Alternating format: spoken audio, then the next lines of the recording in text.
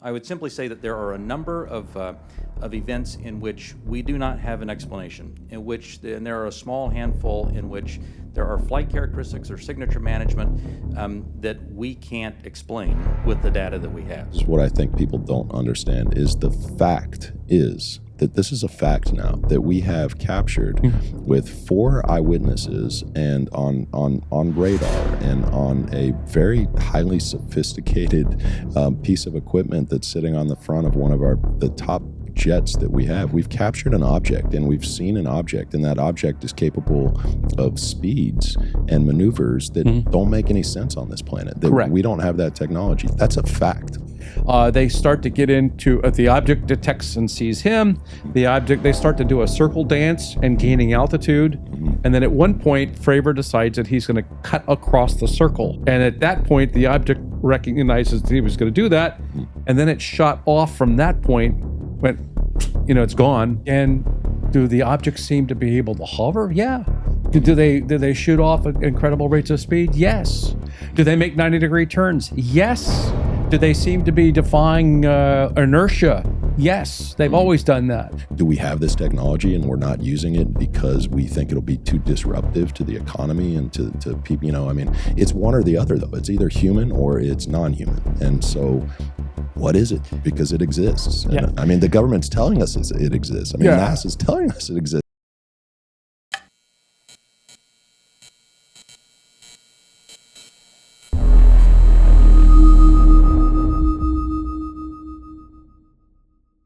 Yeah, great. Welcome, you guys. Really appreciate you being here. I apologize. I lost my voice somehow a couple of nights ago, and I feel good. I sound like I'm terribly sick. I'm really, really not terribly sick. I just have no voice for whatever reason. So you're going to get some Tone Loc talking to you guys today. It's your radio voice. My radio. It's your radio voice. voice. Yeah. Hey, thanks for having us. Yeah. I really appreciate the fact that both of us could get together and talk about this. Yeah, me too.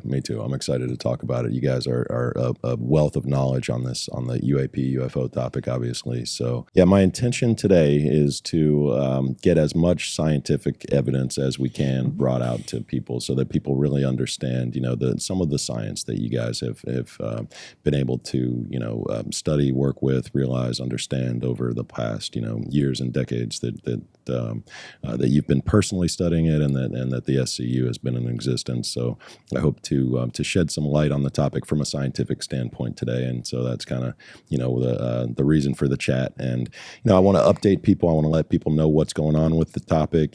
Today, I think that it's constantly changing. There's constantly new things happening. There's new sightings happening. There's new government nonsense happening. And we saw that with a report, which I'm interested in kind of getting your guys' take on in a few minutes. But we'll get into all of that stuff, and I'm excited about that. And I want to get into some of the scientific evidence and just some of the evidence in general for some of the bigger cases and the bigger sightings that we've seen. But and the SCU, just to give a definition, just to explain what the SCU is for everybody. Sure. The Scientific Coalition for UAP Studies is a coalition of individuals that are part of other organizations, not part of other organizations, academics, scientists, PhDs, technical engineers, and its definition is that simple. It's just a coalition of those types of individuals that are working together to try to answer these small questions first, see what we can learn through scientific process. Excited to have you guys here. Why don't you just introduce yourself and we'll get right into it. Morgan, go ahead. Okay. Well, my name's Morgan Beall, one of the founding members of SU. Been investigating the subject for about 18 years. I got my start in voluntary organizations, kind of looking into the subject in a nuts and bolts fashion. My interest is in that area of the UAP studies, is trying to, understand the subject from, the granular, approach, meaning trying to learn what we don't know right now, like just trying to learn the small items about it, and talking to witnesses, things like that, trying to figure out any kind of patterns. Awesome. Well, Rich, tell us about yourself, sir. Around 1969-ish, there was this organization called the Midwest UFO Network, and I went and joined it, and then that later became the Mutual UFO Network, or MUFON. MUFON. Uh-huh. And so I've been with them since 1969, doing case investigations over periods of time. There's a periods of time where I dropped out because of ultimately I had to have a career, which meant that you needed to finish your education, you needed to pay the bills, and you couldn't do it with UFOs, right? Right. So the bottom line was that I spent time doing that, and then I came back to it, and then carried on with them. I was the state director for Alabama. I was also state director for Mississippi. Morgan was the state director for here in Florida.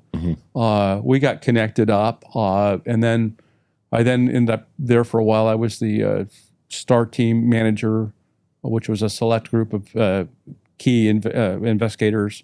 And then I was also the deputy director of investigations for the organization. Okay. And then left that and then became the director of strategic projects, which was basically the intent of that was to try to get more technology put into the study. 2013 or so, we ended up getting the Aguadilla, Puerto Rico case, which Morgan presented at a conference. And we decided that we're going to go into studying that. And the next thing you know is that was the formation of SEU. Okay. And so that case is really what led to the formation of SEU. Yeah. So there were 5 of us that were all MUFON. But we had to sign a non-disclosure agreement in order to be able to get the video and study it, and which meant that we couldn't even talk about it with MUFON. And so informally we became like SCU, but we in sense, just carried it on. And then in 2017 we actually decided to form the organization, and SCU is now its own organization. Okay. So you guys, so you brought on scientists. You brought on how did you guys analyze that? That case. It was one of the reasons why we formed SU in the first place, because there was nothing like it. MUFON wasn't set up for that at the time. It still isn't. It's a volunteer organization that takes on cases and witness testimonies, right? And then we process those witness testimonies, which is a great experience if you can do it, if you have time. It's a great volunteer organization when it comes to that. It wasn't equipped, to really dig into a case like that. Individually, they were experts, but there was never teams of people that would work together to create, like an actual published paper on something. Some rare cases, you get actual data, you get multiple witnesses that you can derive data from. And you're interviewing the witnesses personally. Yeah, and then Aguadilla started out like that, where there was no case at the time reported to MUFON, and this was actually through a personal colleague of mine who told me to come over and look at this video, and so I did. It took me longer than it should have, because then I'm thinking, it's the description to me was a balloon, and I'm just like, okay, yeah, I'll get over there. I'll come over to Miami and when I get some time in the next couple months, and I wish I did it earlier, because the video actually came directly from the Border Patrol that were officers out there, and that was our primary witness for the case was stationed in Miami at the time, but was working back and forth. A single witness that was Border Patrol that had recorded the incident.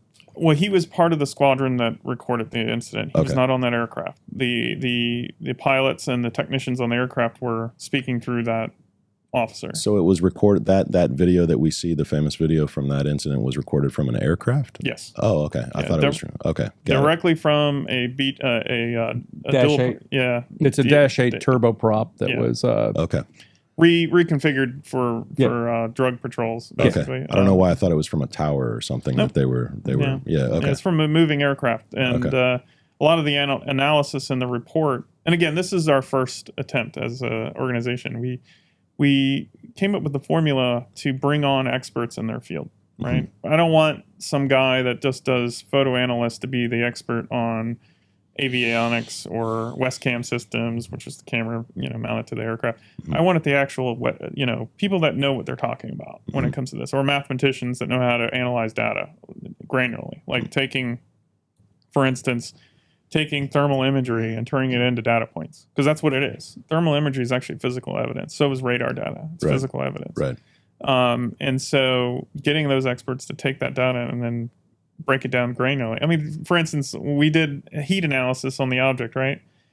The Westcam, like a FLIR, takes these pixels and turns them into data points, which are surface temperature readings. Okay. FLIR being forward-looking infrared. Correct. It's kind of a misnomer. It's forward-looking infrared. It's thermal. It's a thermal sensor, that turns into an image, and then they compile that over an actual IR image, which is a physical image, and then you get a pretty colorful image that lets you see things. Right. That's the whole point of those FLIRs.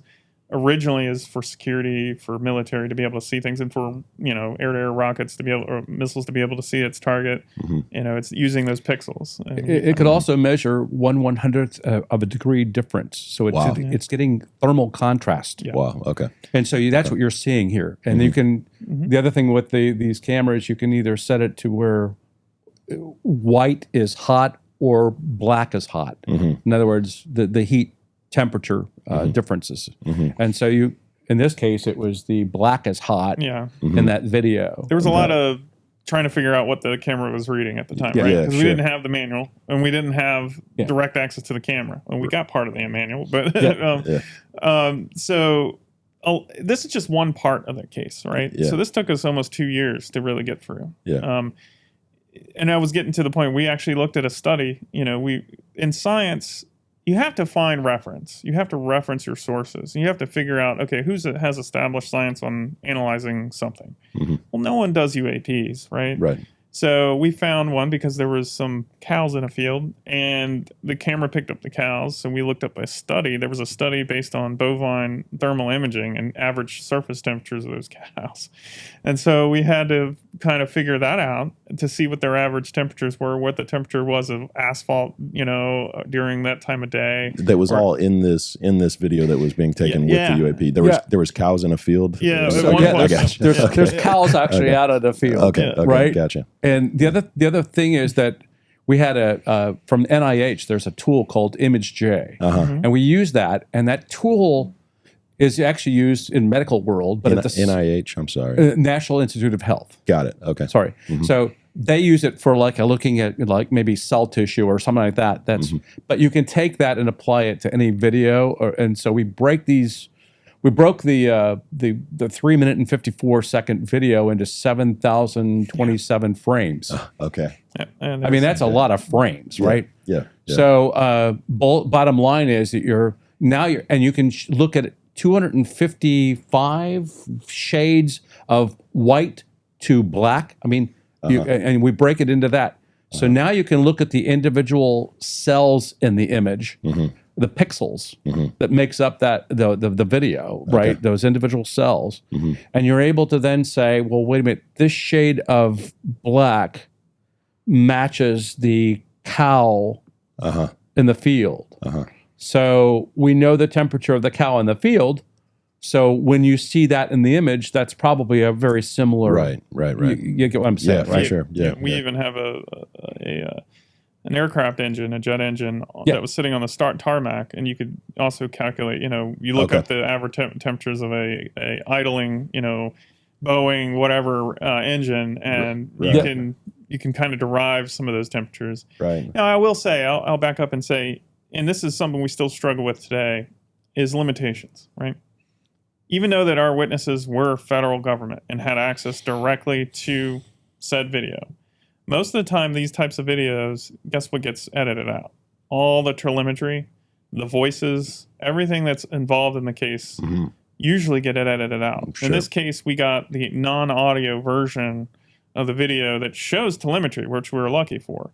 We even had a short conversation with the main office of the DPPR, or not the DPPR, but the Border Patrol office, and they made comments like, well, it wasn't, I guess kosher is not the word, but they weren't in support of the release of the data because it puts their officers at risk, and their investigations or their techniques. Yeah, I'm surprised this got out, honestly. But literally, what was it, week before or a month or two before or after this, we released the report, they had already released video of them chasing drug runners with the exact same camera, with the exact same telemetry, unedited. Right. And we're just like, This is very contradictory through a FOIA request that Robert had done, and it was just a strange response, and Freedom a lot of Information Act. And a lot of that is just that office probably has no clue what's going on at their office level. Right. And the fact that our own witness was actually told to go to a public source to figure this out. Yeah. So how long did you guys study this specific incident? I would say 2 years. 2 years. I think it's 2 years. How many witnesses were there in this incident? So one direct witness. Okay. The rest were anonymous and stayed anonymous to this day. But did they talk to you, the anonymous? Through our witness. Through the one witness. We sent questions to the witness that we have, who then took it to the actual flight crew. Got it. Now, you got to understand that this was at night. Yeah. Yeah. And in the aircraft, at the Dash 8, you had the pilot, the co-pilot, and then the back seat, you had a radar operator and the thermal image operator. Okay. Was your witness one of those 4 people? Well, all of the people on the ship or on the aircraft saw probably on their video screens that object. They were all watching that. To give you context. But where was your witness on the plane? No. Okay. I mean, I'll give you context. So our context was one of the primary officers there on site.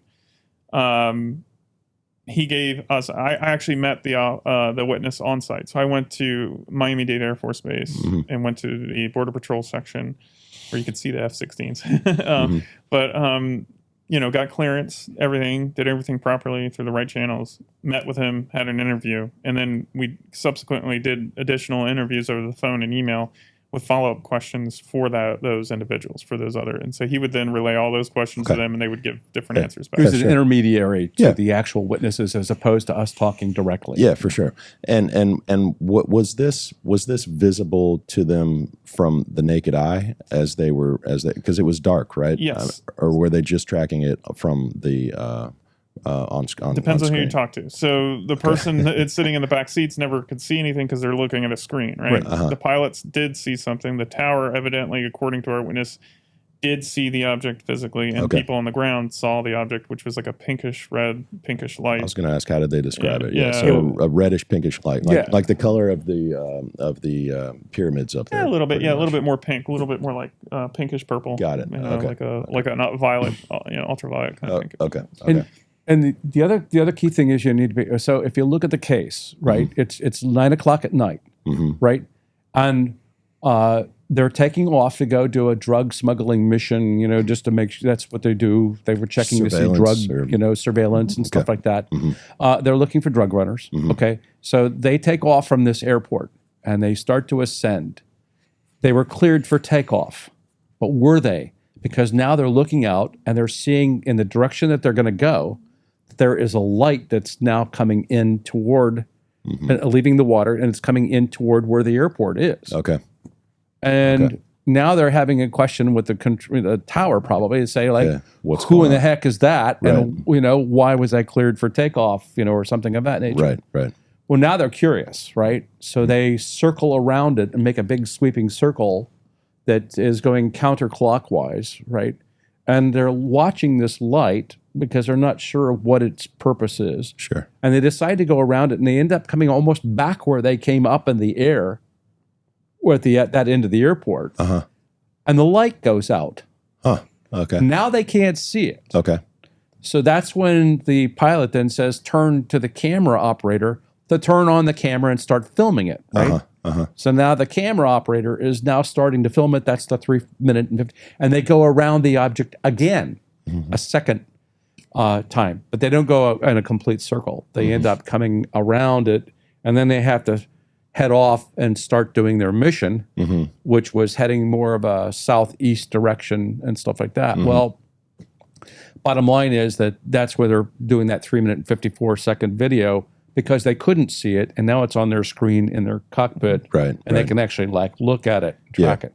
So for people who don't know, the object, the anomalous part of the object, or the part that doesn't make any sense about the object, and the part why we think that this is something that is either, you guys think that this is either it's unexplained, right? Obviously. So, but I want to get into why this object was so strange. What did it do? I know about the part where it went into the water and it broke up into 2 parts, but what which is obviously that's a huge one right there. That's a pretty big one, right? Right. Yeah. So was that the main? Was that? I mean, they didn't know what it was, and they were tracking it, and they started recording, and then they saw it do that. Is that essentially why I mean, it's an unmanned object over airspace, right? I mean, over an airport, or restricted airspace, which shouldn't be happening. Was it flying? It wasn't flying at an excess speeds, right? It was actually relatively. And how big was the object, I guess, is another question. So, I'll get to that. Yeah, the anomalous part, right? Yeah. Again, when I initially was looking at the video, I was like, this is a tumbling, party balloon. Yeah. This is what it looks like, kind of. Mm-hmm. It was weird, and then it started not acting like a balloon towards the end when it started to straighten out, not tumble, or at least perceive to tumble, or what have you, and then interact with the water. And then actually create something what we perceive to be like displacement of water, right? Okay. Bernoulli's hump, as our physicist calls it. So it reacted with the water, and in fact, we believe in the video it shows that it actually splashed, but very minimally, right? Okay. As it was kind of skimming and entering as it was the skimming water. when it first touches the water, and it actually the speed drops dramatically. I think it was near 100 miles per hour. Actually, 100 miles, yeah, when it went in, but when then it it's entered, yeah, and then down when to it, about 80 or something. yeah, it went like down that, a right? good 20, 30 miles per hour. Okay. So it definitely had some interaction. Uh-huh. And then proceeded to do what it did in the video, which is disappear, reappear, disappear, and then split into two objects and then disappear again. So did it slow immediately once it hit the water? Yes. Yeah, As soon as it touched the water. But the thing is any object at 100 miles an hour hitting water is going to be like hitting a brick wall. Yeah. It's not going to be like hitting a splash, like coming down off of a, Splash Mountain at Disney World. It's not going to be like that. It's going to be like splash explosions and things falling apart, right?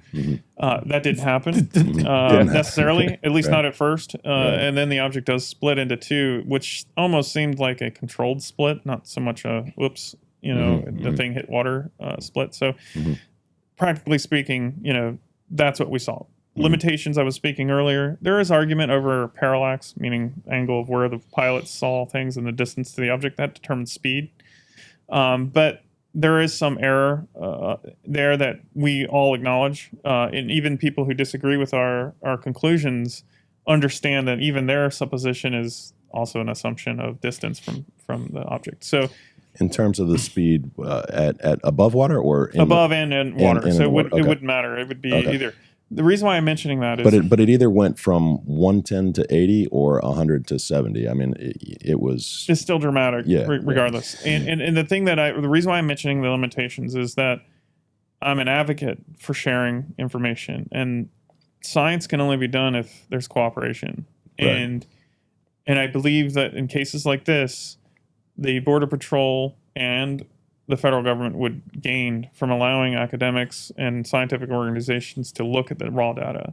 None of the objects and items that the Border Patrol are dealing with are really classified information. They're not dealing with high-end. That's not even really high-end thermal imaging, to be honest with you. It's expensive, but it's not as expensive as it could be, and it's not as classified as it could be. And Right. what they're dealing with is not any of that. They're not dealing with national secrets or military secrets in that Dash 80, that Right. dual prop, reconfigured airliner to chase drug runners. Okay. Right. So one of the items that we wish we could have, and part of the reason why we would hope that there's more cooperation to kind of limit those limitations, would be for like 84 rads to cooperate and give their radar data, which they do have of that incident. Yeah. But at that point, that was the last time that they would, they actually they declined that information. I think before that was the Texas case, the name of the case? Stephenville. That was the last case that they we have a store there, actually. Yeah. You told Yeah. that they actually cooperated with 84 rads and the radar data. The FAA did, and the military in a sense. But that was the last time. Okay. And then after that, it was like what we got in these denials, which was, you denied that information. So Right. that type of information would have been pivotal to understanding the flight characteristics of the object. Yeah. Because most of the civilian radar systems do not track at that altitude. They were 250 or 200 feet up and higher. Below that, they're not really tracking that much.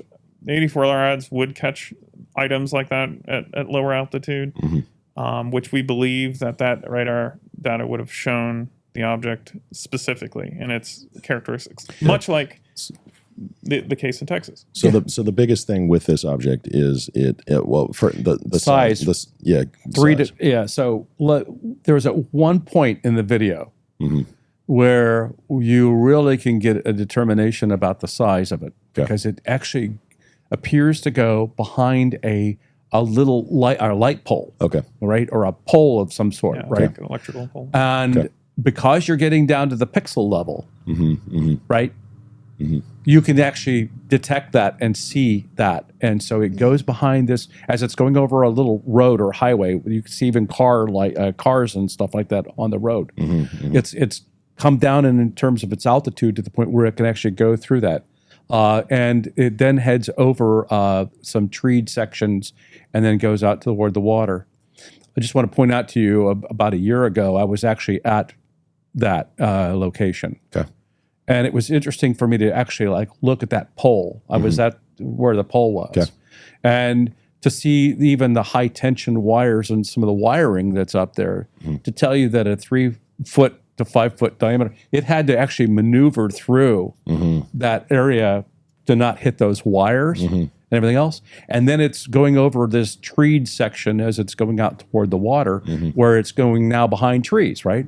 So bottom line is you could actually measure it when it was going behind the pole to get an idea of the size being 3 to 5 foot in diameter. And in addition to that, that gave you a precise location of its reference of how far it was away from the camera. Right? So now if it went behind a pole and it was at that distance, you know where that position was and how far away it was. A lot of people, when they want to make the assumption that this is like some sort of a balloon that's going with the wind or something of that nature, the gist is that we didn't take into consideration parallax. Well, we did take it in, and especially when you get that, because you'll see that ultimately you now have a distance of where it was. You have roughly the size that the object was. You could also start to use that now for your reference and speed. So the latter part of the video is where we made the best estimates of speed. That's something because we had a reference point, right? So therefore, going forward, we could now look and say, well, this was about 80, 90, 100, 100 mile an hour or something like that going in. So, but about 3 to 4 to 5 feet. So you're estimating 4 feet in diameter, and you mentioned that it was tumbling a bit. So at first. Or you're tough to tell. Yeah. So here's what you have with thermal. You could have had some sort of you're looking at heat. Not necessarily what the object looked like. So if does it have a field around it? Is that field heating up? Are you seeing, when you look at the object, is that really the field? Is that tumbling that we see an effect of the field? Maybe that's part of its propulsion or whatever it's doing. Again, this is all speculating, but it gives you an opportunity to look at these objects in something other than what we've had most of the history, which was visible range, right? You're now looking in infrared, but that's a different part of the electromagnetic spectrum. So now you start to get an idea of what these things look like in a different part of that spectrum. And much like we've seen with ultraviolet light, you get a different perspective. So we need to start using tools to be able to see them in other parts of the spectrum to, again, learn more. So the object could have been relatively smaller than that, but was that field around it making it the 3 to 5 foot in diameter? You get what I'm saying? I do, for sure. Okay. And so... And this thing changed shape. Okay. As you're watching this thing going on, it's changing shape and a little bit of size. And then when it goes into the water, comes back out, the other thing that I'll point out to you is then, because I told you it's 1/100th of a degree that can detect that change, you can now look at the object that's separating and saying, well, is it a reflection? No, it's not. It's got its own thermal signature, which is different than the one that's staying above the water. Gotcha. So now you're talking about legitimately two objects that are there. Okay. Okay. And the other part of it, I'll just say real quickly, is that people want to say that this is a balloon. Yeah. Balloons do not have that thermal signature like you see in this at all. Right. And they would generally they wouldn't pop if they hit the water at 100 miles per hour, I would think. Yeah. Well, float, but yeah. yeah. So Yeah. And to say split that into two. we're not opposed to alternative, hypotheses, as But long as you show your work. But what you would know? an alternative Do your work. hypothesis be? Yeah. I mean, what is? I mean, there's no explanation for this, right? That makes any sense. I think the few explanations were like the thermal anomaly created some errors, meaning we're seeing something like a reflection off the sky, or we're seeing like a mylar balloon, reflecting thermal temperatures, because it's tumbling. I mean, I get it. But there's too many other things that supported the other hypothesis, meaning that it's an actual solid object with thermal surface temperatures that were near 100 or more. So that's the best that anybody could come up with, was just like a computer glitch or something. And parallax misinterpretation. So, but that could go both ways, right? So that's why I strongly advocate information sharing, because these types of errors wouldn't be an issue if, let's say, the federal government actually really wanted to understand the UAP issue. Then they would figure out ways to declassify information like 84 RAD's radar data. Very simple. Now, everybody knows how a radar system works. It's not secret technology, especially 84 RADs. It's old stuff. Yeah. And there's no reason for them not to share that data for that specific incident. Right. Zero reason. Right. Unless they have other specific reasons that they know about, which I doubt they do, because they didn't know anything about the incident. Do you guys think that there are, or are you aware of specifically any people out there within the community, or any public figures out there that you think are either being fed false information and they don't know it, or they are part of some sort of a misinformation campaign? I would say we see more of people that are given inaccurate information, and then as a public figure are gone out and making a big deal out of it, creating speaking events around it. I think a good example was the Canadian official. Good guy. Met him a couple times. Sharp. Older guy, 80 or something? Yeah. Now he is, it's because of his source. He took the stories from this individual who's a known UFO author. Love her to death. Great lady. She's very nice. But the information that she was relaying to this guy were based on rumors and in one case, a known false information situation. Okay. He was given information which was information that came from that situation. Like some of the stories he heard. And then he comes out, and when he's asked, well, what specifically did you learn while being in the Canadian government about this subject? Well, there wasn't much. I've heard stories. But I think it's the greatest thing ever, because this person said my source. He never talked about who his source was, but his sources ended up being the people who regurgitated the same information that came from that situation, like Serpo. You've heard of the story, Serpo? Yeah. So Serpo kind of came out of that whole mess. So disregard what that guy said as an example. Anybody else like Jeremy Corbell, who I really enjoy listening to, and I really enjoy his podcast, Weaponized. I think he and Georgia Knapp have some really good content on there, and I'll listen to that from time to time. I just wonder if there are people out there that are either being fed misinformation, or if you think are spreading in misinformation, either knowingly or not knowingly. Yeah. We'll probably have two different opinions, because he's seen a lot more than me. What I've interpreted, like the two individuals you mentioned, they're in the entertainment sector, I guess is what you would call it. There have been examples that Jeremy has put out that are clearly not good examples of UFOs, period. Outright. He's wrong. He's flat out wrong. Like in some cases, he's knowingly wrong, but he keeps going with it. So like which one? So for instance, like the one that was captured over one of the aircraft or the destroyers, it was the triangle UFO that they all talk about. Over the one over the Pacific with Ocean. the green lights, right? Yeah. Right. Yeah. So this is what happens to people in his position. Yeah. And it happens to all of them. Okay. And I can't blame him too much because it's what he does for a living, right? Mhm. He became married to that specific case because he's outright saying this is what it is. It's a UAP. It's not from here. It's what it is, right? You can't argue with this video. I can argue with that video. Yeah. A long time I can argue with that video. It's already been analyzed by people who know what they're talking about, right? And it's not a good example. It's like, don't die on this hill, Jeremy. But he's going to, because he's stubborn. But that's one example. So I've heard things that on that video as well. But are there others? Yeah. So Greer. I mean, that's one I know of because I've dealt with specific cases.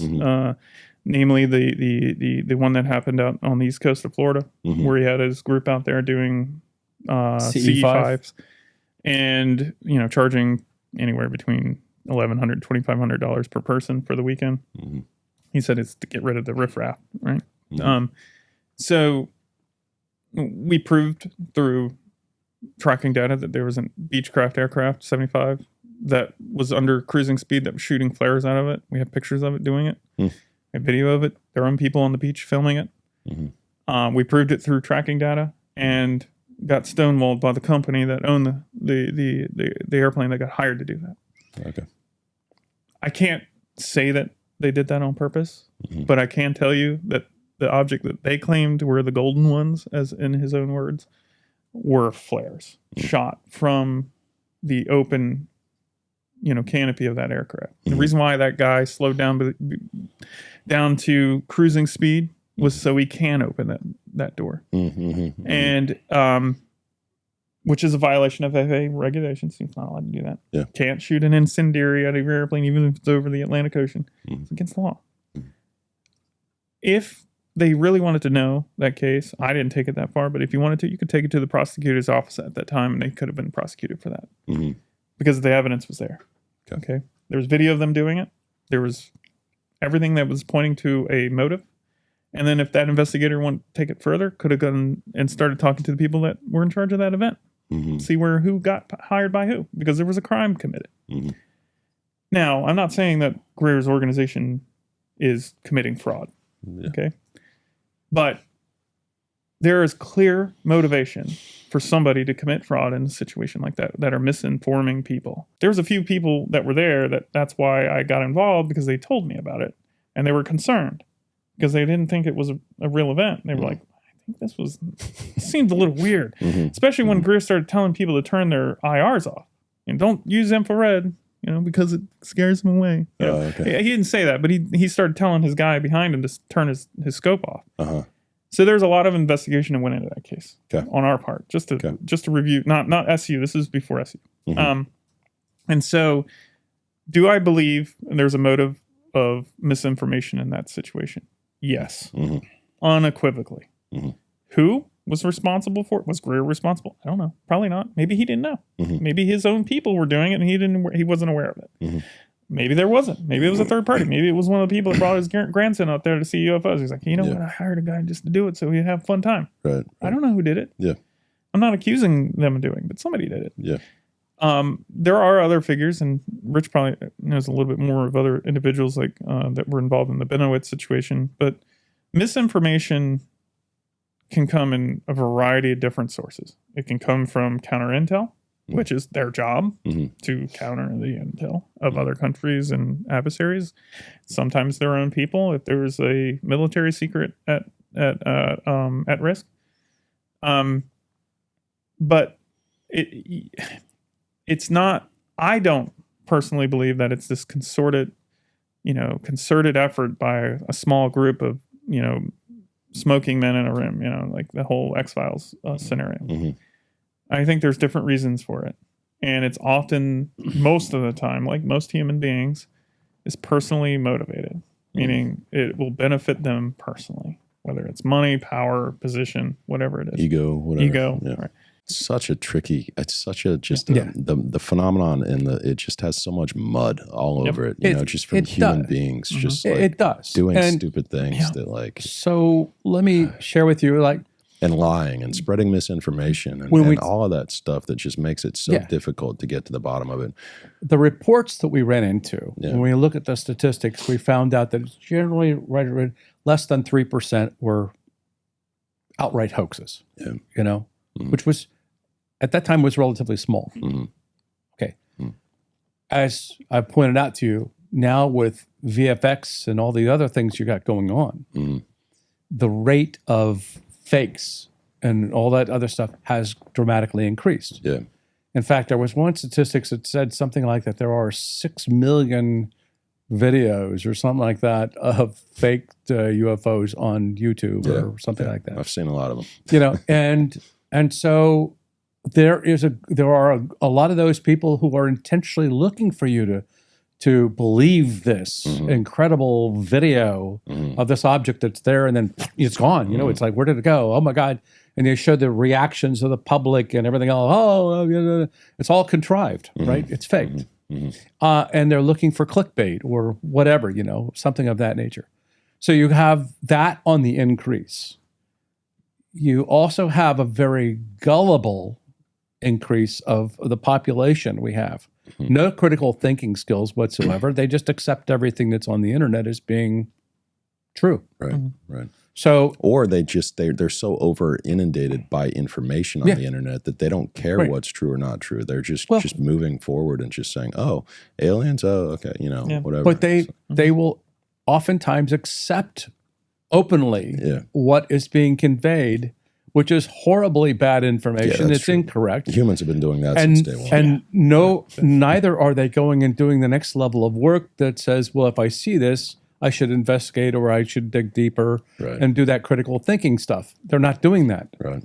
So you're having a larger population of people who are willing to accept everything that's out there as being accurate information when we look at it and say, this is completely misinformation and it's bad and it's incorrect. And then you try to like say, well, where do you go to get the right information, right? And so there are, you know, a number of people that you would suggest you would listen to and trust. Here's my take on, you know, Jeremy and George. Yeah.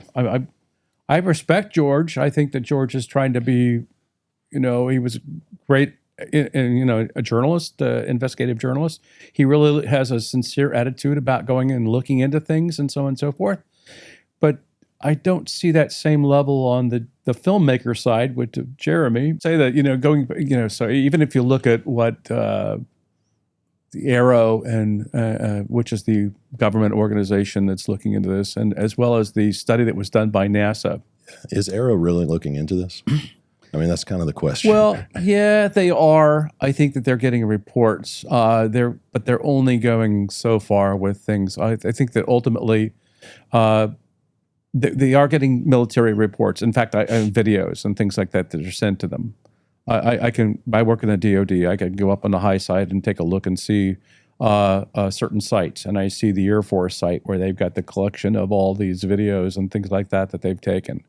And there's basically a joint level requirement that you would now report to, and they give you a specific location where you send the videos, and you get this very complete, detailed form that you've got to put together to be able to send it with the video. They are getting those reports. The challenge and what are they doing with it? Yeah. And who's the scientist that's necessarily breaking that apart? Right. And then you find out that it's basically a contractors that are working there. I don't know whether they're not relying necessarily on universities or scientists that I'm seeing, where they're getting a multiple opinions about it, or doing like we did, where we spent 2 years with science, you know, looking at this thing. Right. And so it's almost like going back to the days of Project Blue Book, where something would get reported, somebody fills it out, they make a determination on it, they stick it in a file, and then it's done, as opposed to science studying it. And you don't get that access to that data. Going back to what Morgan was saying. In my opinion, it comes down to administrative design. They have no, imagination when it comes to understanding how to design a project. So the way that, and you probably agree, the way the federal government works is simplicity and budget. Yeah. Right. We didn't have a budget, but we spent 2 years, right, on the specific case.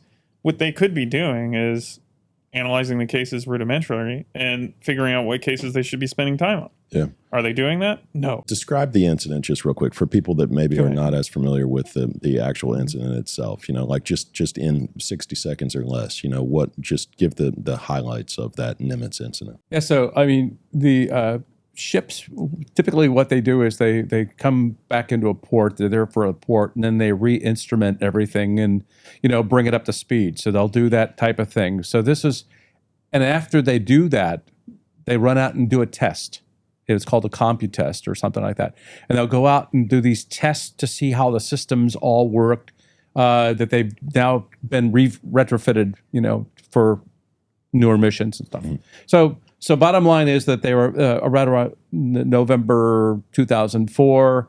They're out about 100 miles away from the West Coast, and they're out going to do a test. You have Kevin Day, who is on the Princeton, who is noticing that on his screen, he's seeing these objects that are dropping from like 80,000 feet down to the water level. But his operators, and he's seeing this on screens and stuff as well. So bottom line, I don't know what the exact... And he's seeing objects dropping from 80,000 feet down to sea level. Down to sea level. And how far... Right near Catalina Island. Okay. And how far is Catalina from where the ship is? Well, from where their ship is? I don't know exact distance. Give or take about 100 miles. Probably about 100 miles or so. Yeah.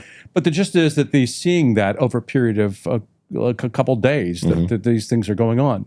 And then he's questioning whether or not that was the system. They just have new systems. They've now got the Spy 1 radar that's probably updated. It's phased radar, which is way more precise. And they have this also this engagement capability that system that works so that even if you have a missile that's coming in low, you'd be able to detect that missile along the low valley. And then you have these communication systems with other aircraft called Link 16, which basically allows let's say that you have the AWACS up here, it can actually see the same information that's coming from down below. Okay. And so they're all interconnected, right? And so even when Fravor and them are doing their mission, the people on the Princeton or the Nimitz, they're all seeing the same engagement taking place, right? So bottom line is that on this one ticket, they were having a red-blue exercise. And you have further south, there was a one-seater F-18 that was Super Hornet that was out, and it was being, I think his name was Kurth. Yeah, give it a name, anyway, his name was Kurth. He was supposed to be the enemy, and then Fravor and the other aircraft were supposed to be flying along and doing this mission. They were called out by the Kevin Day to say, "Well, wait a minute, I've got one of those objects that's out go check out it there. out. Go do now a real world, get off the real world kind of mission." And so they left the exercise and decided to go into that and go down and see if they could do that. Just see it with their own eyes. Yeah. See if the equipment that was actually capturing anything or not. And by the way, the Marine Corps Kurth pilot did see disturbance in the water in that general area. So he did see that. He never saw the Tic Tac. Okay. Now you have the two F-18s that are heading toward that area to go check it out. And you hear them talk about this thing called merge plot. Well, the idea was that the radar can't detect any difference from where the object is to where you are, and it looks like it's you must be right near it, right above it or right. I near can't it, detect the two of you. So they're at a merge plot. Now you have Fravor, they were about maybe 20,000 feet or something like that. Yeah. Fravor drops down because he sees that disturbance in the water. As he's going down, he's seeing that there's this object that's tic-tac shaped They call it a tic tac. Yep. That was moving around, doing herky-jerky motions above that disturbance. The way I've heard it described is if you can imagine a ping pong ball in a glass jar, in like a glass, cube, and just having it bounce around and bounce around, right? Yeah. And there's two airplanes and there's 4 pilots, and it's Fravor and so you have the Wizzo, which is a weapons systems officer in the back, and then you have the pilot in the front. So you have Dietrich, who is the female, Lieutenant Dietrich, is in there, and then behind her is the Wizzo is actually the Lieutenant Commander Slate. Okay. And so Slate's in the back seat. Okay. Commander Fravor is in the front seat, and we don't know who the Wizzo was behind him. Okay. It's just because that person hasn't come forward or whatever like that. And so the bottom line is that now Fravor's apparently heading down to where that is. They start to get into the object detects and sees him. They start to do a circle dance and gaining altitude. And then at one point, Fravor decides that he's going to cut across the circle. And at that point, the object recognizes that he was going to do that. And it then is up. Now it's up to almost the same altitude, roughly, that we're, basically the other aircraft hung up there. That's where it ended up. And then it shot off from that point, it's gone. And then it ends up going over to this place called the Cap Point, basically a position that they all knew about and were briefed about that day that you really, go to, and it's to protect the ships and stuff. But bottom line was that was that position programmed into their equipment? No. So it was just something they had talked about? Yeah. Oh, wow. So they're briefed on where this cap point is, right? Okay. And it's a point that's a very specific point within space. It's precise location that you're at. To like a specific latitude and longitude, a mark. And it's not within 4 square miles. Right. It's an exact point in space. Meaning it's basically that it's something talked about, known, it's classified in the mission. And this is what, I think it was Fravor that said it, that he says what really freaked him out is the only way that this thing could have known the cap point was if it was somehow in our systems. So it was in the systems then. Like it was in their systems reading their information. Like there's no way for that object to being something opposite they would know how to get to that cap point. Or if it was reading his information from his mind, I guess. Well, or electronically, but it was just odd, and that's what that he found it. So it could have got it from his systems. It could have got it from just telepathically, I guess.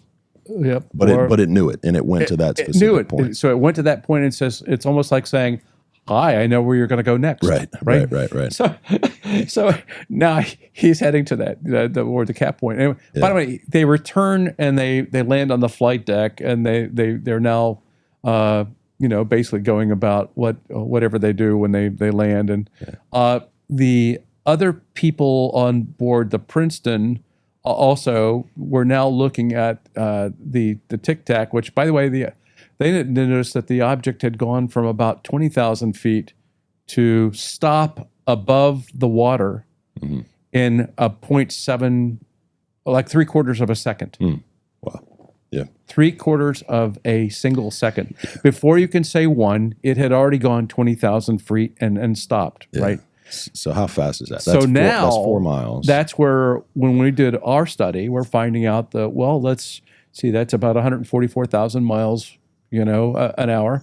You're talking about like I think it was Mach 50 and above. You're talking about the fact that it didn't have any kind of kinetic release from that and it didn't disintegrate. It didn't create a sonic boom. It didn't do all these things that you'd expect an object going that speed in the atmosphere to do, right? And there's no visible propulsion that's anywhere around this thing. It hasn't got an engine port. You don't see combustion. You don't see anything like that. After the exercise, they get back. Another aircraft takes off, and it is equipped with the ATFLIR camera, which then captures the video because it sees the object. And that's the one again, like you're pointing out, that's the one where you see this object. It zips off to the left. You see it switch from IR over to basically like, regular vision. And they see the two of those things, and so it switches. You're able to determine, even on it, you're able to determine, the distance that the object roughly could have been or something of that nature. You can see how and it zips off to the left and breaks lock of this thing that's trained to lock on an object, by the way. Right. You know, and it breaks off and shoots off. And even that speed matches with the Mach 50. Okay, so same Right? speed. Well, Same essentially speed the there. Same speed it zipped off at. When it did that. And then if you also look at the fact that it went from this position to the cap point and how many seconds, then you're talking about, again, an equivalent Mach 50 and above speed. Wow. So there's 3 different times that you can measure that it's done these kind of speeds. Yeah. I love this about you guys because it's the scientific coalition. So you guys are, you guys are trying to get down to the science of these incidents. And so, I mean, we put together a team that 277 pages long. We spent well over a year doing that report and a lot of work to do that. You know, and so we're trying to build that rigor into it to make sure that the reports look at a much broader kind of like method than MUFON. You know, we went and talked about, you investigated a case, you had one individual that would run around and check this thing out, and then you put together a report. You had 90 days to complete it. Right. You completed your report in 90 days, Right. and you just put in what you thought that it was, and, you know, based upon what little you might have done in 90 days. And it was never to the level of depth of taking it and analyzing it like Morgan was saying. So that's what we need. Yeah. 100%. So here is the situation. I mean, and this is what I think people don't understand, is the fact is that this is a fact now that we have captured with 4 eyewitnesses and on radar and on a very highly sophisticated piece of equipment that's sitting on the front of one of the top jets that we have. We've captured an object and we've seen an object, and that object is capable of speeds and maneuvers that don't make any sense on this planet. Correct. We don't have that technology. That's a fact. Like this is this isn't like some like weird speculation, like weird theory thing. Like this is fact. And that the thing zipped off at Mach 50, which is how many thousands of miles per hour? Well, I mean, again, you're talking about speeds in excess of 140,000 miles an hour. Right. I mean, and this is a fact. Like, we know this, and we've captured this, and so like this is where I just don't understand like how people don't understand the reality of this situation. So that brings me back to the Arrow report, right? Yeah. So they kept using, the ETH, extraterrestrial hypothesis is there's no extraterrestrial or evidence of extra. No one asked them for that. Right. I'm like reading this. I'm like, well, who asked you to decide if it's extraterrestrial or not? Like, you're supposed to find out what it is and what you know about it, not answer the question, is it aliens? Right. Like, no one asked them that question. Right. At least in an official speculation. That was we didn't ask for your stupid speculation. That was them reading the populist, news hour talk, which is, hey, are these aliens? But that's not what they were being asked to do. Right. And so when I read that, I knew right off the bat that there was already a serious bias issue in this, that they were clearly trying to answer that question that they perceived was what the public wanted to know, right? But that wasn't their job. Their job wasn't to answer what the public wanted to know. They were supposed to be answering the call of what they were being demanded to do by Congress, right? They were supposed to be answering those specific questions about those cases, about those witnesses. What did you learn? Not, is it alien or not? No one asked them that question. The other key point was, going back to what you just said, is that in the report, it's talking about the fact that a lot of people out there are doing things with confirmation bias, meaning that they're just confirming their positions. And there's all these there's a lot of people out there with conspiracy theories, and that's muddying the waters and everything. And they point that out, right? Well, this report is full of confirmation bias because that very point. It's trying to confirm to you that there's no ET. Wait a minute. I mean, we don't know what they are. We don't know where they're from. Are they ET?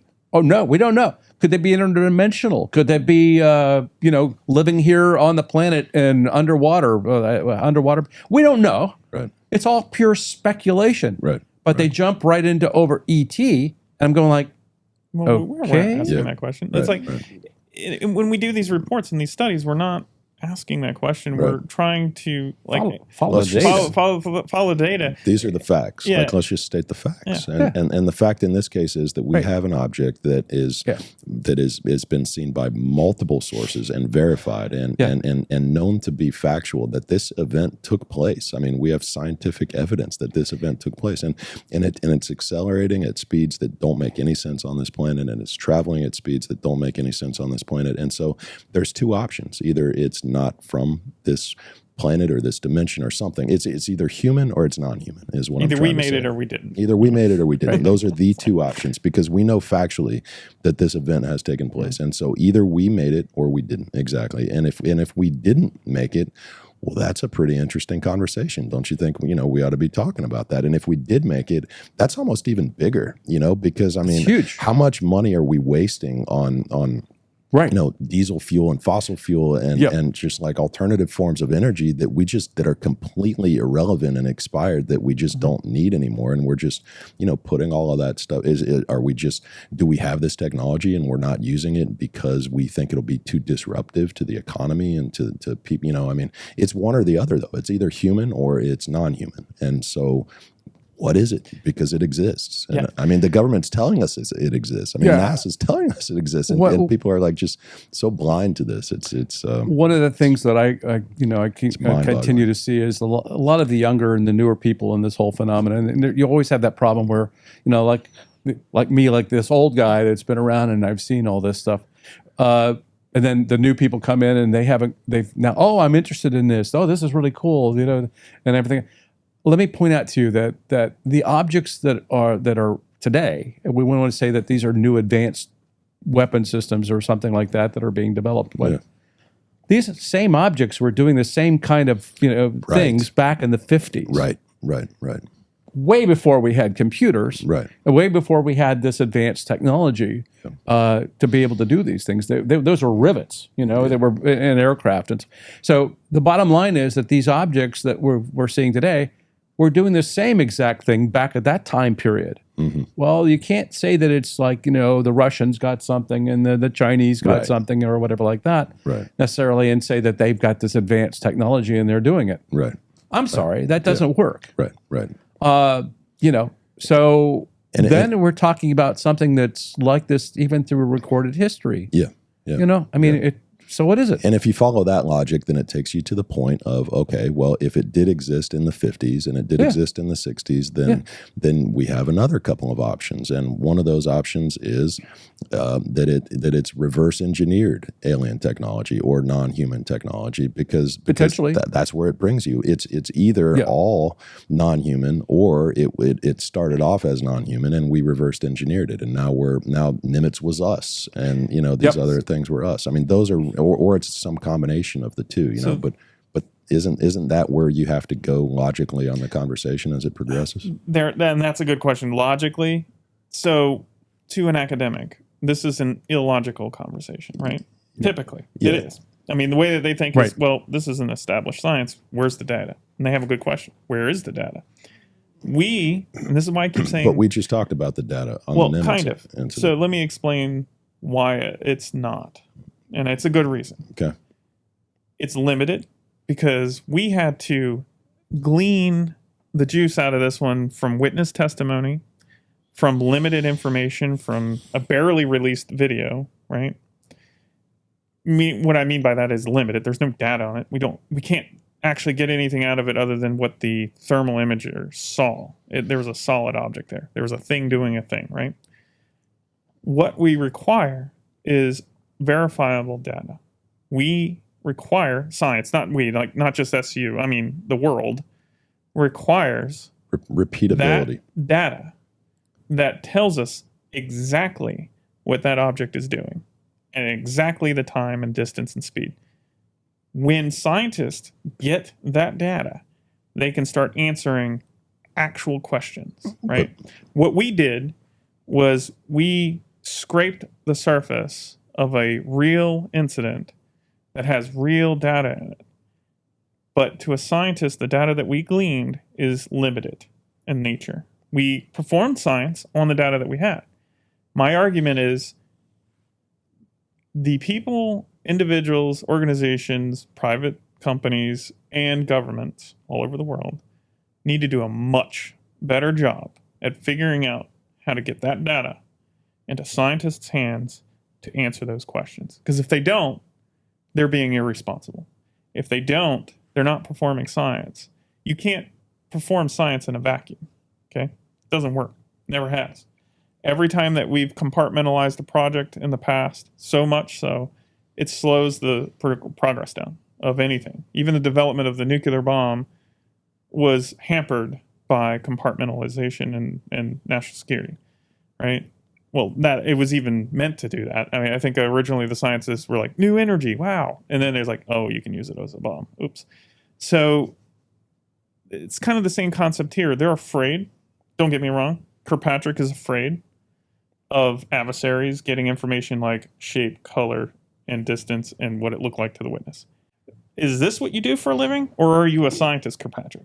Or do you really understand what you're doing here? The system's broken. Yeah, it's over security. Like, there's no reason to redact a shape and a color of an object that was witnessed by a pilot. There's no reason. Right. So your whole thing is no logical reason to get the information out there to more people so that it can be studied. But what does that you're look saying that there's. So is there enough information on the Nimitz incident that is public and known that you can conclude 100% that you know that there was an object that was traveling at speeds that were Mach 50? Or whatever. I'll put two hats on. Because there's two hats. There's two hats. It should be simple, but it's not. So personally, yes.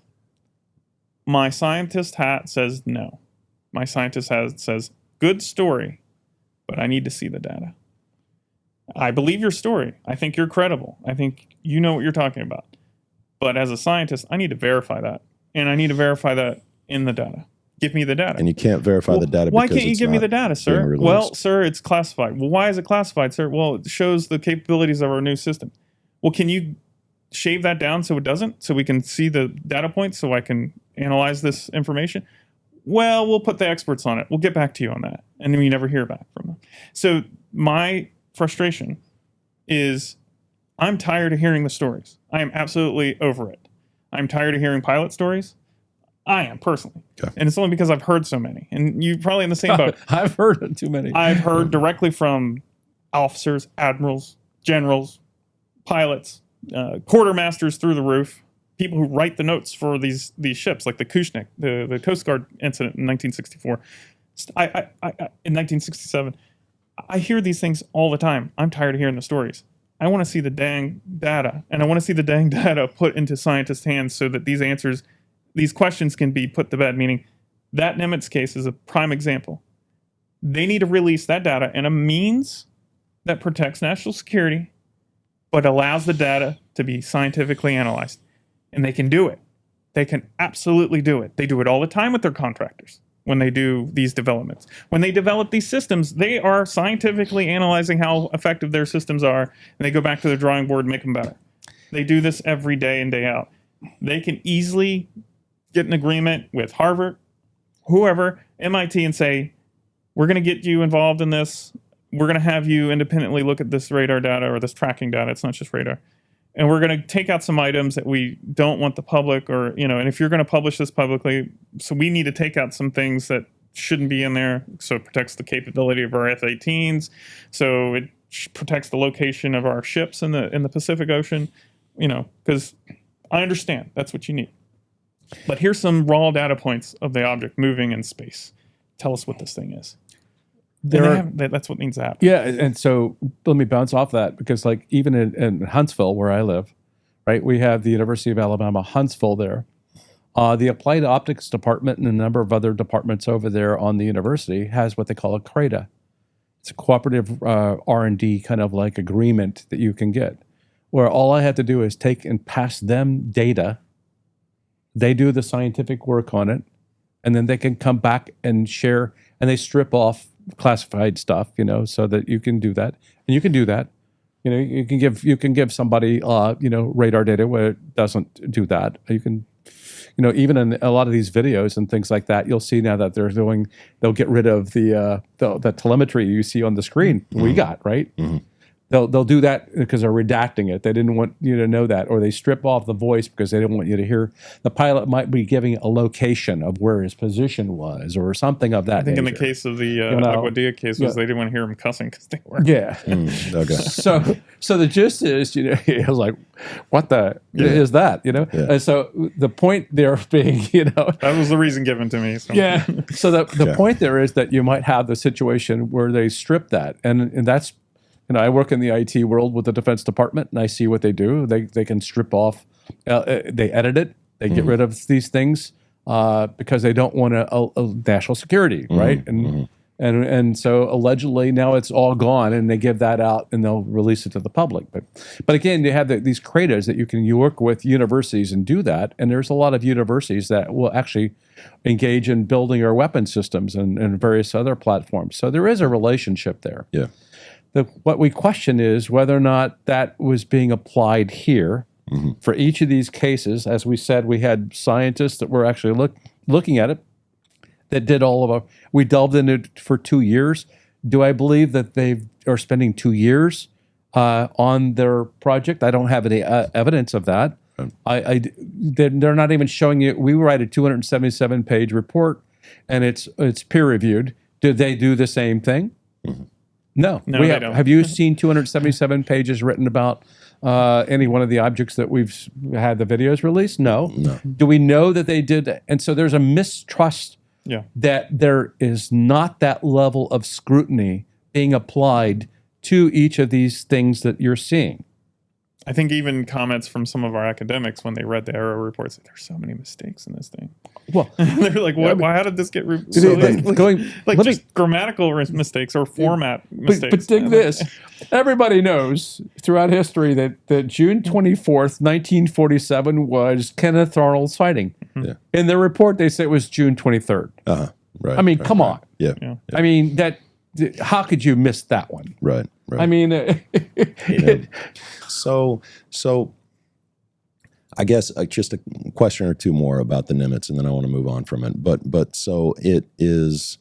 I mean, the information exists currently to be able to declassify this information, but could this become one of those things where it just goes missing? Could this be like when we landed on the moon and the initial recording from the astronauts is just gone and it goes away? I mean, is this going to, through some Freedom of Information Act request in the future, is it even possible that this is going to be able to be released to the public to be able to be studied at some point in the future? We just don't know.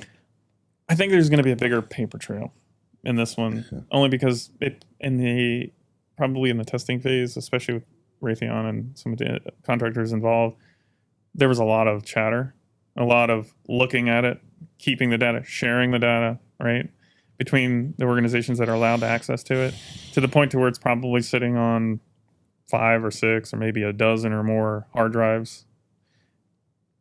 Is it easier to hide it? Yes, because before, what did we do before? Paper, right? Paper, yeah. Paper. We don't do paper anymore. So even it's becoming even harder now to even get in the archives for ship logs, right, that are in Georgia, right? The people there at the archives love doing this, by the way. They love looking. And in fact, some of the new stuff that's being leaked, I wouldn't call it leaked.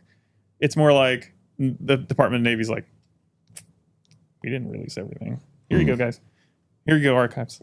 And we're getting more and more of these cases. I think I would call them the invisible college. These are the people that have been around for a long time, as long as you've been, even longer than Rich in some cases. So this is a question at the end of the day. This incident becomes a question of, we have a group of human beings that are telling us that they saw on radar these things over the course of several days, dropping from 80,000 feet to sea level in a second, in a very, very short period of time. We have 4 pilots who were scrambled out in jets who put 4 sets of eyes onto an object with a disturbance underwater that was bouncing around. The pilot goes down and does this spiral thing. The thing looks at it. It mimics his spiral back to him, and it shoots off at impossible speeds. And he sees it do this. And so what we're talking about here today is what you're complaining about. This is all pilot. This is all pilots talking about what they saw. In this case, we have 4 pilots talking about what they saw. Technicians, and that it was all the same thing, and it shot off at impossible speeds. We scramble another jet. We get an image of this object that matches the description from the other 4 pilots. We lock onto it, and it breaks the lock, and it does something that is essentially impossible to do to break this lock. And you have to be accelerating at a tremendous amount of speed to break the lock. And supposedly, I don't know, is it even possible to break the lock on this radar with a man-made craft? Well, yeah, I mean, like the F-35s and F-22s, they can break locks. They can break tracking from a missile even. Okay. But that said, it still did it. Yeah. So it's still hard to do. So that's the incident. That's the incident, and that's what we have. And so you guys, that's the data that you guys have, that you've analyzed and that you've looked at, and you've come up with the theory and the explanation of the science that was involved with this thing. But until you get the actual physical evidence and the data and the tracking and the radar and you're able to have all of that stuff released and to be able to be studied and analyzed either through SCU or through MIT or through whoever wants to analyze it, then we're never going to officially finally know. You have to believe a group of people as opposed to believing data that's been picked up by a system in order to. That's kind of our purpose. I mean, SCU's kind of filled that gap where we're the catalyst. Yeah. We hope to be anyway. Yeah. That we're showing what can be done, right, with what limited access we have, and what should be done with the data, right? And I think it's a hard lesson learned, but I am hoping that both the academic scientific community and the agencies that hold the information and the data finally realize what they need to do. And I'm hoping we're kind of toting that line of an example of, guys, this is the kind of effort you need to do. Anything less than this is inadequate. The best evidence that we have so far. Phoenix Lights case. Yeah. Phoenix Lights. You're talking about 1,000 people that are watching an object going across the sky. Yeah, very complex case. Yeah, and what was the gist of that case? Well, I think it's multiple events going on. First off, you had there was an object that was being seen and it was described as being triangular, if you would. They have a situation where, over a period of time, and I'm talking about hours, where there was an object that was being seen around the Phoenix area. I think the latter part of the evening was actually, and this happens quite often, but in exercise areas of the military, they'll go out and they'll drop illumination flares or something of that nature.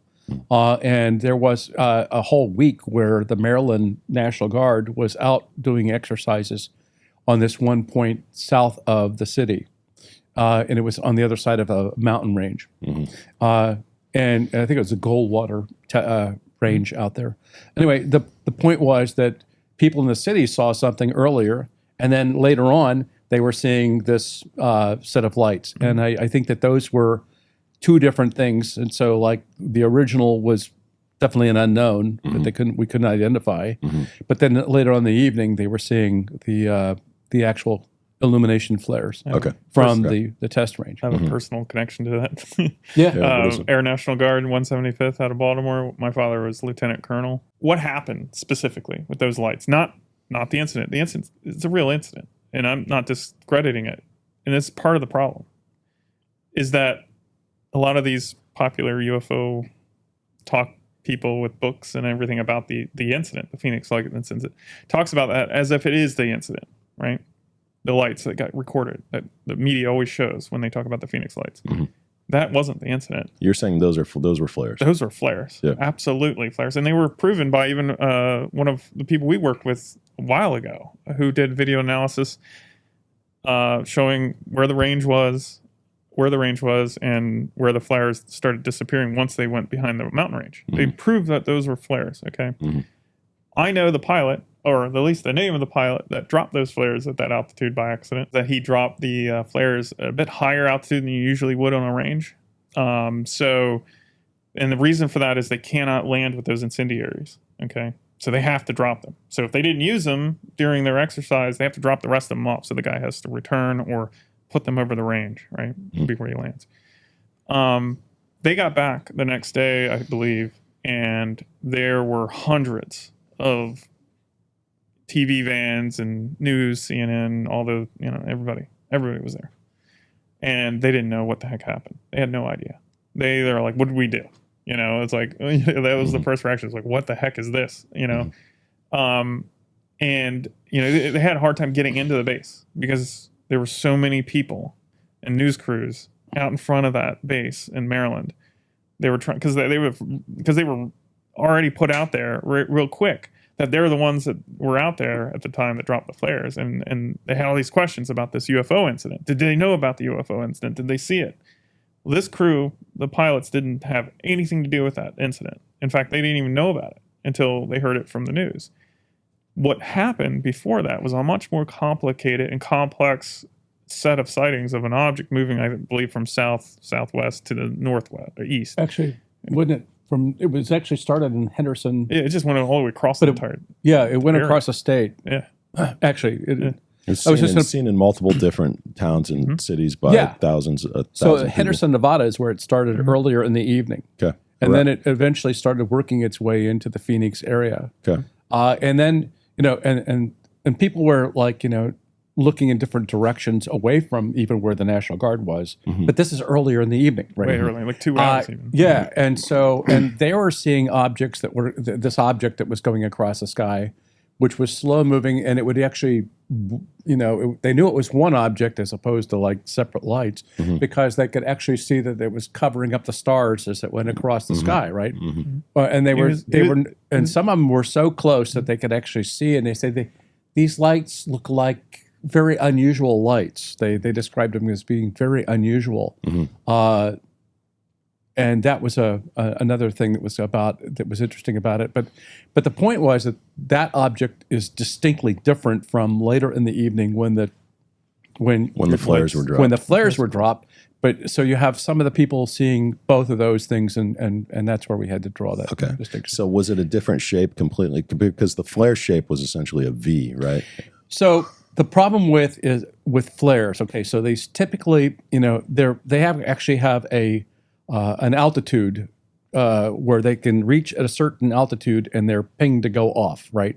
So you'll see them maybe dropping as they're progressively the aircraft is flying, and then they'll come down and they get to an altitude, and there's actually a discharge or a charge that goes off, and then it sets them into being a flare, and then they drop, and it usually there's a certain brand, the LUU, I can't remember something B.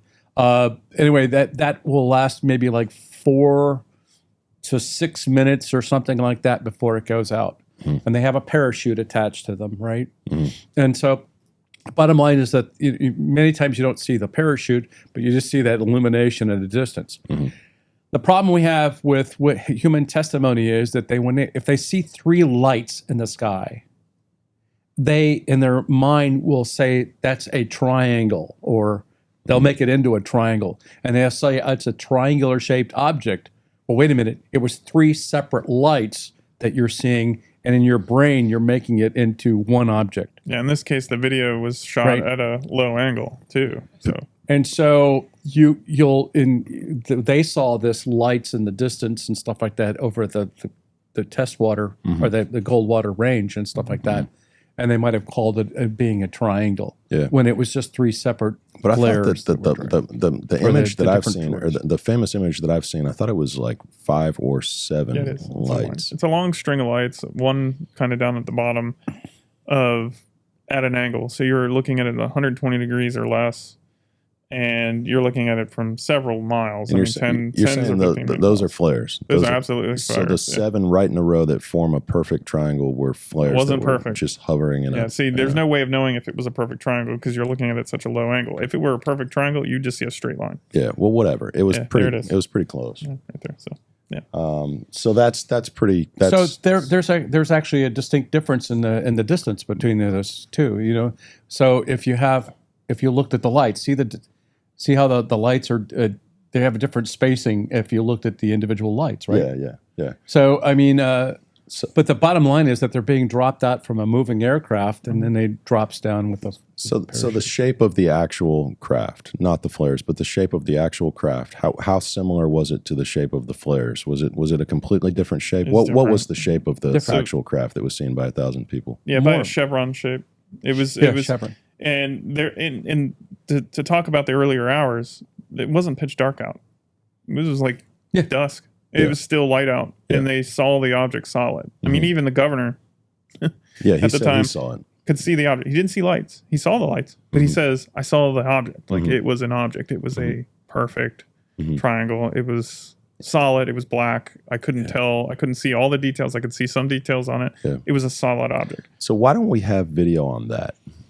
Good question. If 1,000 people saw it, and it's hovering over a city at dusk. It's during the 90s, so not every family had a camcorder, but it enough of them did. I mean, the guy later that night showed up and filmed that the famous film. Even he says, "Well, maybe it is flares or it isn't. I don't know. I just filmed it. This is what I saw." So, and it was one guy out of how many people that we have a video from. There was a few other pictures. I think there's some long distance pictures of the dots with people's cameras, but for the most part, the one that the media clings onto, and a lot of the authors, like the one we just saw on the screen, tend to be married to that specific incident, not the other witness, not the actual. So going back to the fact that you have multiple sightings by people, it's not like that they're equipped with all the kind of data collection tools we're talking about again. Yeah. And all you're getting is an anecdotal testimony of the fact that they saw lights. And then occasionally they'll have something like, well, maybe a camcorder or something like that. And a few people get them. And again, they're indistinct. You can't really make out whether this light is one object or multiple lights. And consequently, we don't get any scientific value from it. So it's not going to yield us anything. We're not going to be able to go anywhere, which is why scientists who have been around this whole thing saying, well, that's a waste of my time. Right. I need to get something that's more data driven and stuff like that, and less of this anecdotal stuff and blurred images from somebody's, cell phone. So that's where we're struggling to move that forward to be able to get beyond all those testimony every day. I'm sure that Morgan probably, we got somebody that's passing us their video that they've taken. And it could be anything from insects that are flying above them that they've recorded, or birds, or you name it. And again, there's no data connected to it, and it's not worth our time to study it. Especially the pictures that are not witnessed and just taken. Like, look, I took a picture of the empty sky and there's UFOs in it. So it's like, okay, thanks. But it doesn't work. I go back to like the Texas case and the Nimitz case. Those are my, I think, top cases because they have the data. Do you want to talk about the Texas case a little bit? You want to start with that one? You're probably more. I mean, that would be a Robert Powell question. But Robert Powell was heavily involved in it. He's on our board as well, and helped craft that paper and that study. But what you have is basically, I guess, this one period of time with these objects of. It wasn't just one object; it was actually several objects, because like you had even people reporting a round object as opposed to another person saying that they had actually had a situation. There was one person that saw a triangular shaped object that was hovering above an area, and so there was, again, you have multiple objects that were appearing. Or same object, different shapes, taking different shapes. I mean, the technology could be so far beyond what we understand. Right.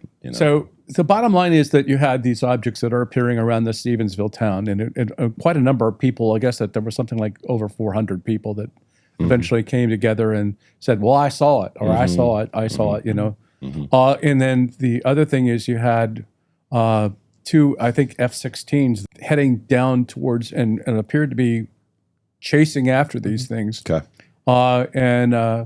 So you have even radar information, I think, on that as well.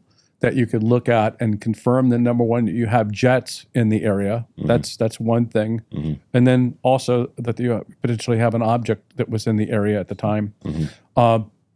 And so, you know, again, you have 400 people seeing it. Yeah. You have the 2 jets that are at least the squadron jets, that's chasing them, that are seeing them. You have radar data. And you have other kinds of things that are helping to confirm that there was really a sighting going on in the area. Yeah. And and then you have... That's a very compelling incident. Then you have mixed messages from the PIOs and all the other people about the fact that we didn't have jets there. Well, wait a minute, what's on the radar?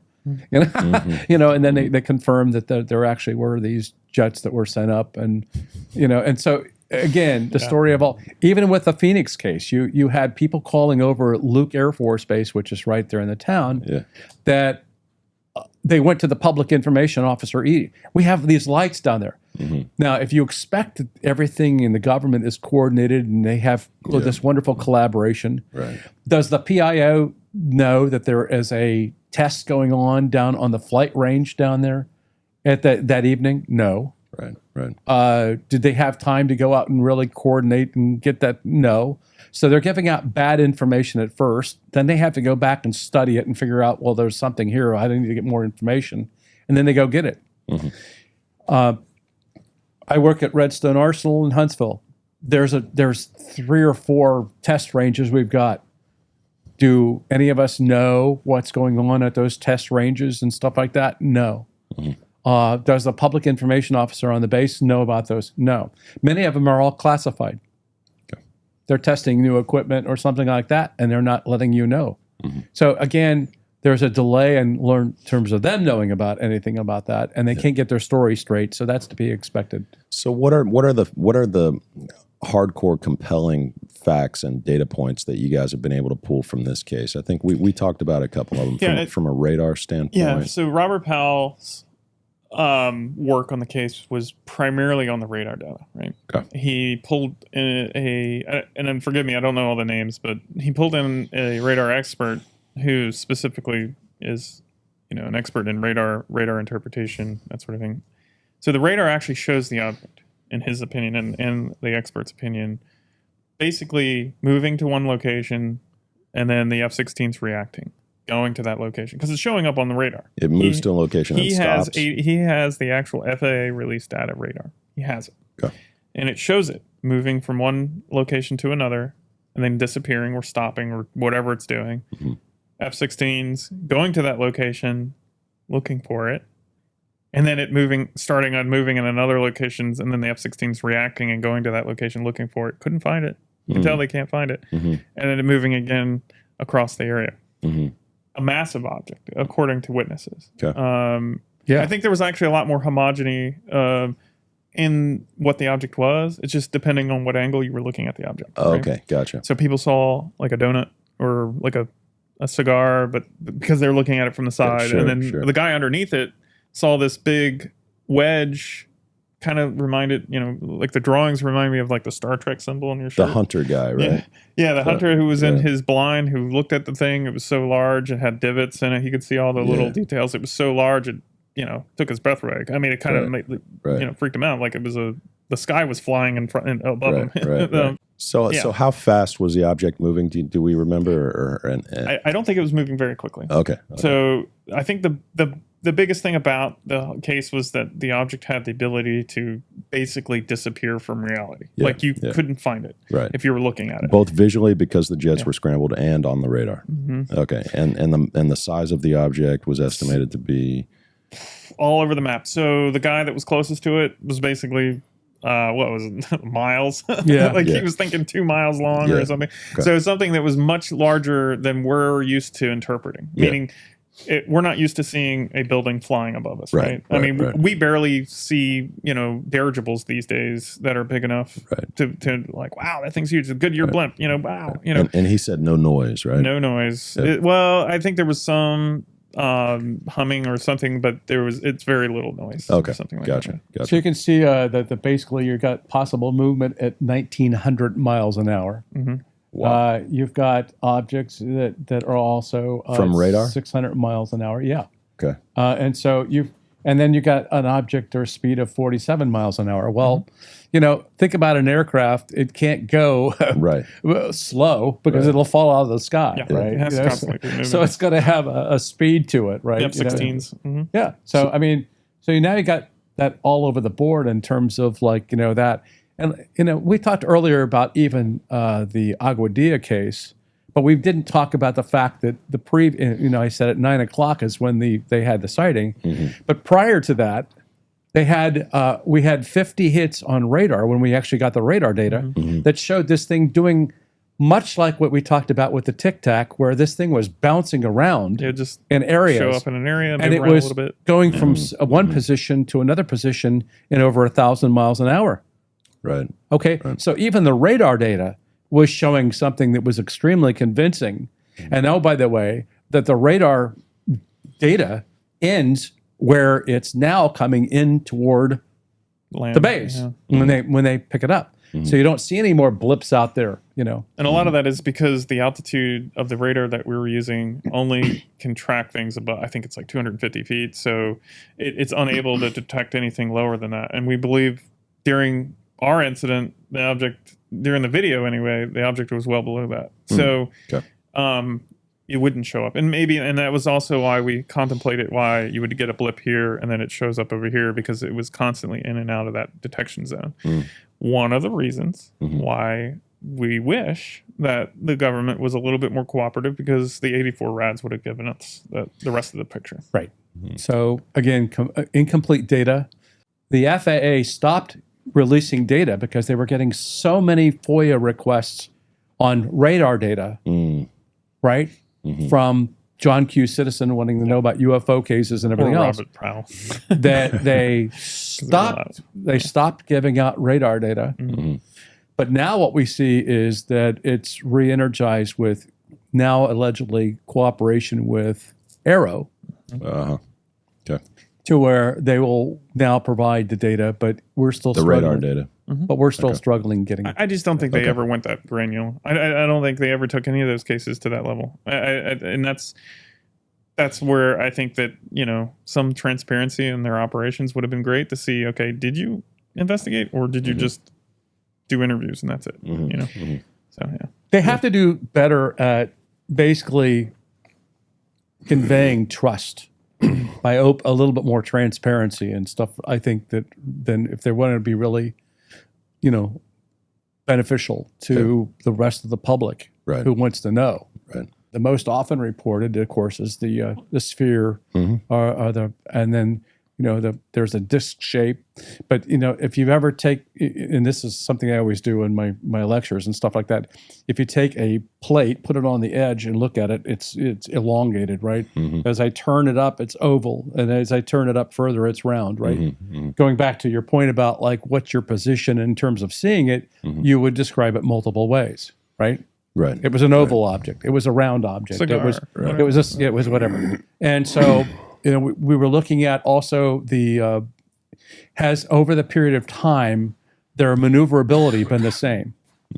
Can you take and say that an object as big as a grapefruit, which is doing this thing, flies with the same kinds of motions and everything else that a larger object does? And the answer is yes. So you have objects of difference. Does size and shape really matter? Not to these objects. They're able to do pretty much the same kind of thing. Hover. They can shoot off at incredible rates of speeds. They have instantaneous acceleration, as they were talking before. They don't have any apparent, propulsion systems that we can observe. Right. So that's no heat signatures. Right. Low heat signatures. Yeah. That you also have. The problem they have with color is that, some people see it as being silver, and then other, might describe it differently as, again, the vision and how do we interpret things. That's a problem that we have. The other thing is our language. The Romans called them fiery shields. That they're using the vernacular of the time. Right. And yet somebody else might say, well, it looked like a Tic Tac because it's a candy. I'm familiar with a candy. So is that Tic Tac, which is more like elongated. Would you call that cylindrical? And some people call them cylinders or something like that. Cigar shaped, or So there's where you rub. You're challenged because of the vernacular that we use and our methods of trying to describe it. But is there again? Do the objects seem to be able to hover? Yeah. Do they shoot off at incredible rates of speed? Yes. Do they make 90-degree turns? Yes. Do they seem to be defying inertia? Yes. They've always done that. They so that's where you have commonality. Is that these things can do that, and that's global in terms of their interpretation, right? Now, the other thing I was going to point out was that you'll see that if you've ever seen a meteor going across the sky or something like that, it's basically coming through. It's punching through at an incredible. You see a trail behind it.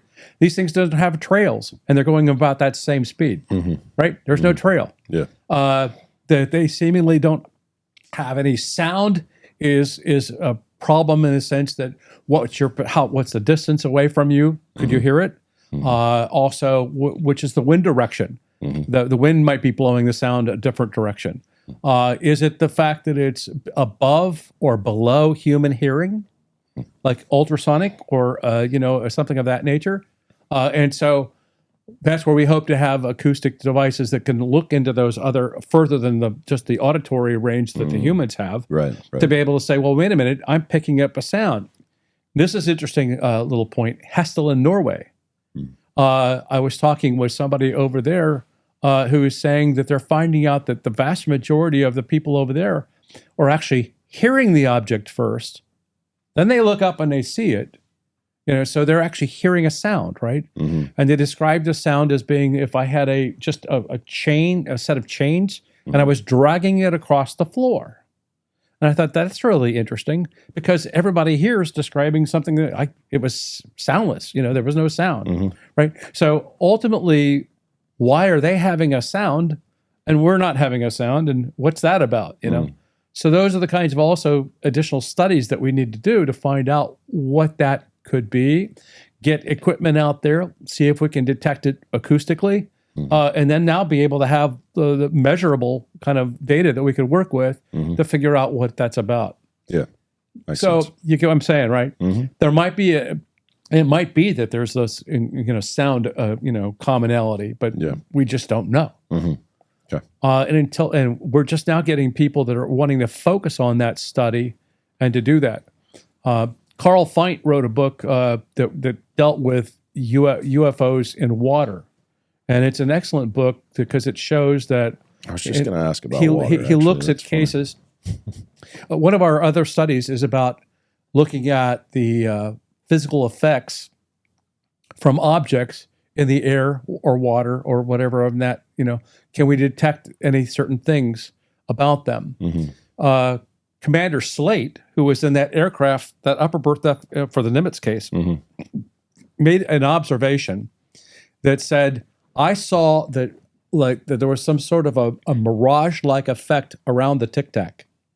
And that's critical data that we don't often get from witnesses where they're talking about, I noticed that there was an effect or something of that nature. Or I felt I saw that there was like some sort of like an effect in the atmosphere that we don't get that often. But anyways, I say Carl, the Feint had focused on water interactions and saw that there was a displacement of water and various other things, and hypothesized that there was some sort of a field around the craft that would lead to heating it up, and that was interesting. So I recommend people also look at that. But also our study that we've done on this shape, characteristics, and kinematics and everything else is available up on our website as well. The same authors are working on the first USO project. So they're going to be doing a similar study on USO on a data set that's already been procured. Unidentified submerged object. object. Submersible object, And then we have another group creating a new database associated with USOs or underwater objects. So we have 2 projects that one's getting started, one's about to start writing their paper on the same subject matter. So there's a lot of moving parts going on right now with some of that, and I think that's great. No, I guess getting back to the phenomenon as it exists today and what we know about it today, I'm curious about the USO topic and kind of like what you guys know as it relates to the submersible. Like, is there any compelling evidence, or what is the most compelling scientific evidence that you guys have looked at from an underwater unexplainable anomaly phenomenon? Well, I can tackle it. We're lacking a lot of data. I mean, it's not like we're sitting here with sonar data that we can look at. Yeah. You've only got reports. For example, there's a situation where you have, I think the Russian military had a database or a data set of 15,000 underwater observations of objects. Okay. Wow. That's quite a bit. Yeah. And then there's been others who have studied USO cases. The problem you have with it is that, again, you're getting anecdotal statements and saying that I saw something or I picked it up. You might have had a report, the fact that there was some sonar data that helped us to know it. But is it shareable? Do you have that? And the answer is no. So it's very, very hard for you to go anywhere with that. It's not like we've got photographs even of objects necessarily that are popping in and out of water or something of that nature. There's a couple that potentially could be or whatever like that look like it. But again, what I'm trying to get at is that until you have that kind of like level of data, you're only going on the basis of just reports.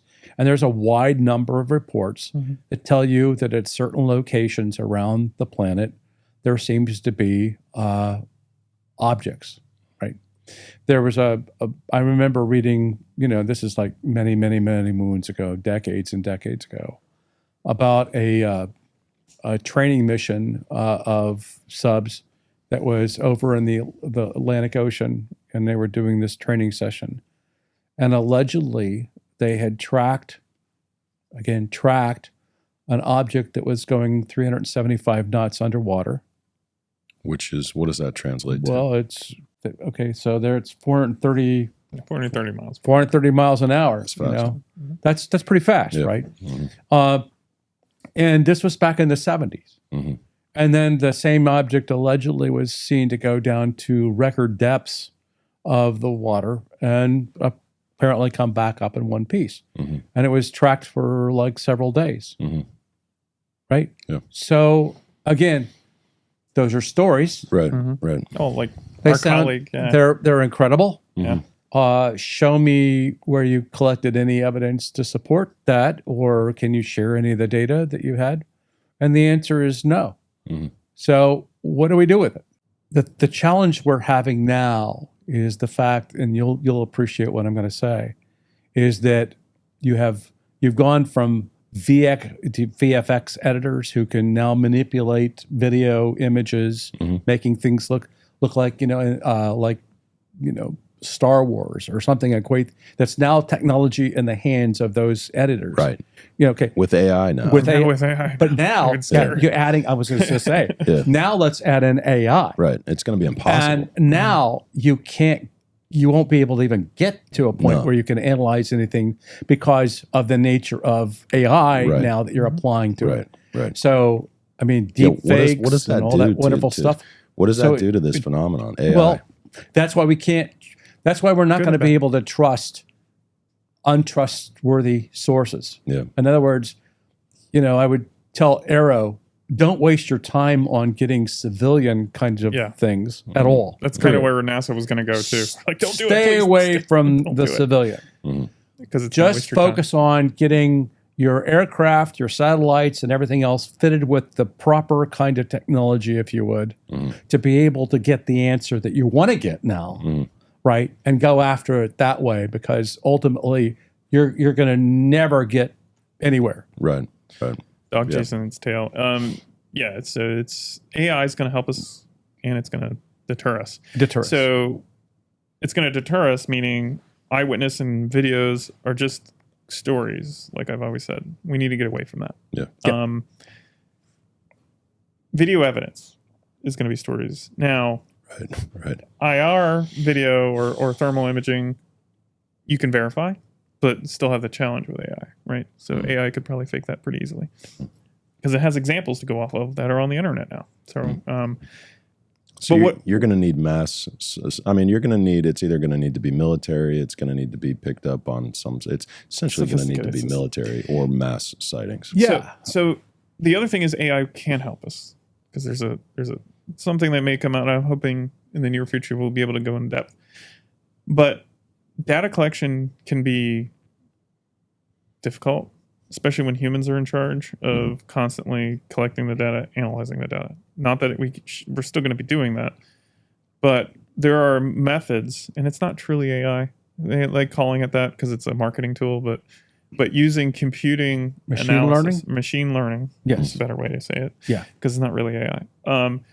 To comb the data, to look for things that we know fit a category of data that's reliable, right? Yep. And it's going to make it easier, and it's going to go a lot quicker, and we're going to learn a lot very quickly. Again, the only thing that's stopping us from doing any of this right now, tomorrow, because it's all there, it's all available, is the funding. And once the public sector, including academia, organizations like ourselves, figure out how to establish that relationship and get those things off the ground in a scientific manner, meaning a very controlled and very, very well-designed scenario, then we will be able to answer a lot of these questions very quickly. Take a look at the Tehran Incident. I was going to point that out to you. In 1976, that was a situation where you had an object that came in from the atmosphere, meaning it was out in space, that was detected by a DSP-1 satellite, which is a spy satellite, that was U.S. satellite? Intentionally positioned over that region for a reason, that looks for radiation indications or something like that for nuclear testing and various other things, right? So it's intentionally positioned in a very classified spot, if you would, and it detects an object that comes by it from space and is now moving that. So then you have this object appearing near the Tehran, this one airport. But anyway, the gist of it is that you have a situation where the object is now being two F-4s take off to go after it. And one by one, as they're going toward it, their navigation systems are affected. They had to pull back. They then come back in again to try to do it, and they try to fire it, a missile. Those things were offline. Right? This is all 1976. 1976. So satellite sees it first, and then satellite sees it. Then you have the chase by two F-4s who are having electromagnetic effects because they're getting near the object, which was a very, very bright object. And then you also had another interesting thing, and that is that there were two smaller objects that came out of the larger object and were doing a dance around it. And then one shoots off and goes over and then comes down toward the ground while the other one stays up doing what it's doing. And then it comes back up and it joins that. The object then is, after the jet encounters, then goes over the airport, and they have electromagnetic effects, right? Okay. And then it's going out to the water. The Defense Intelligence Agency collected the information on that case and made a public statement saying that this was the best case with the best evidence that they had seen, which was extremely compelling. But you don't hear them talk about it. And, by the way, there's probably more of a report we'll never see. Right. Because it was either redacted or cut off. Yeah. We don't know if they had they eventually got a lot of more data. Yeah. But.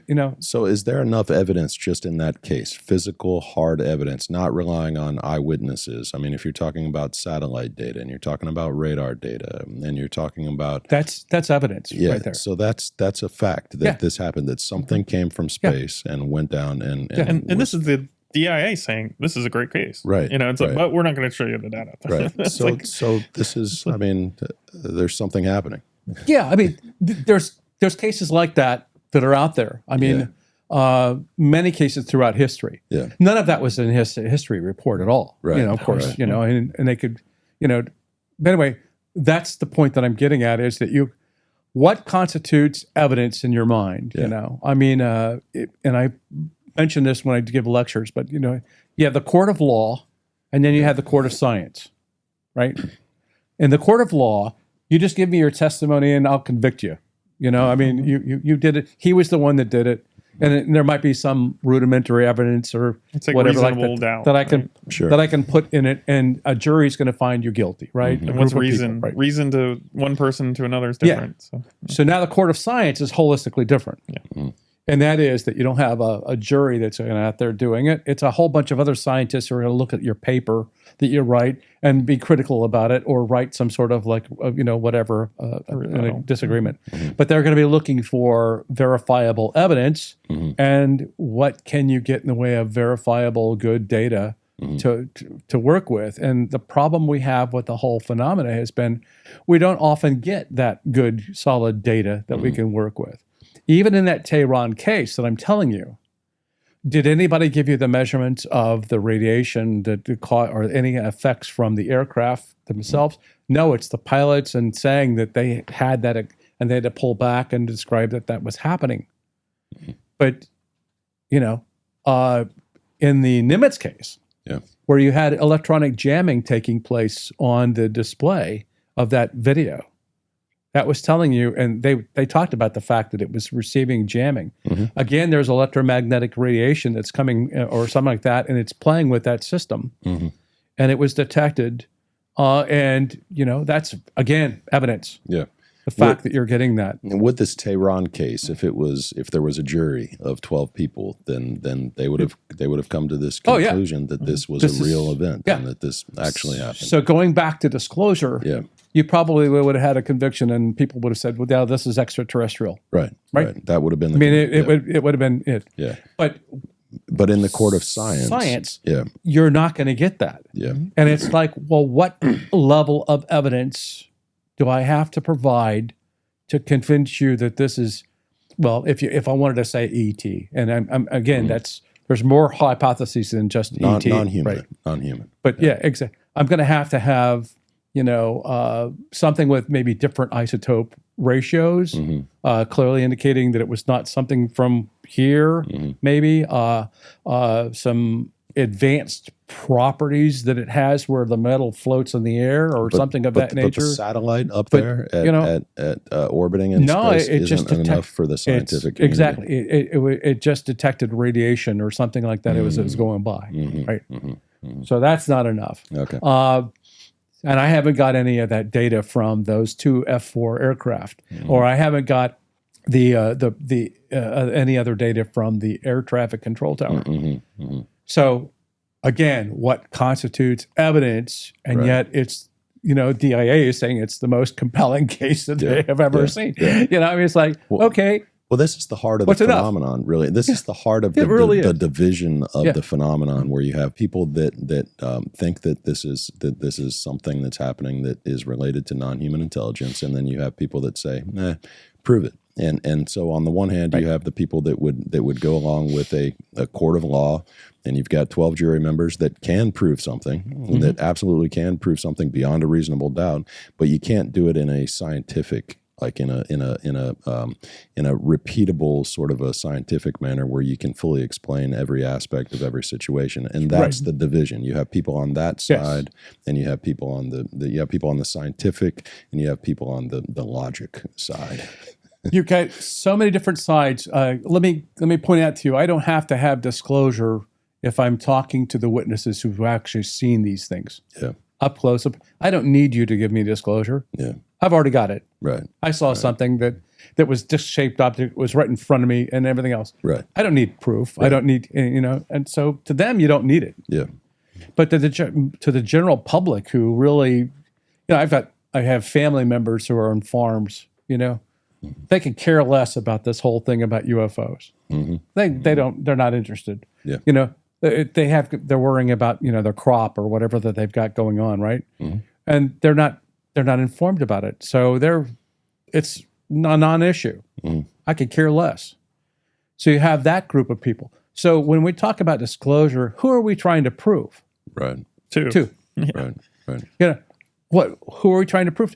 You already have a good number of people who already say that disclosures happen because it's happened.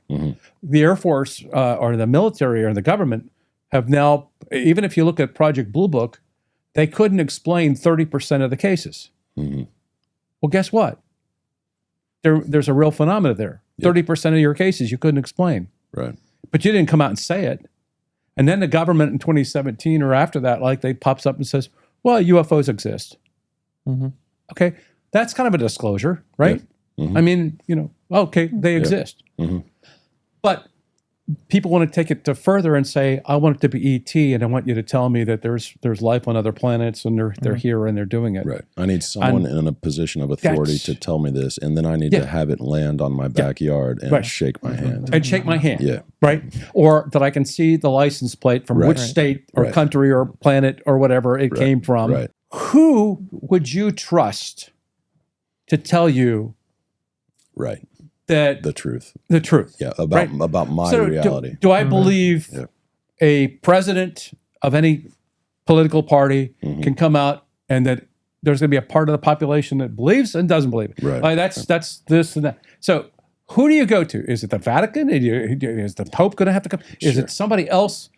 But who do you going to believe if to tell you that there is life that's visiting here that's been on the planet for a long time? Right. That you would find the general public willing to accept or believe. Yeah, it's another huge problem of this whole phenomenon. Way huge problem. Yeah, because every individual creates their own reality through their beliefs. Exactly. And so who are we? How are we ever going to listen to any? I'm not going to trust. Anything. That's why I go back to I joke, about the fact that Project Blue Book, and all the different projects, only had 12,000 cases reported to it.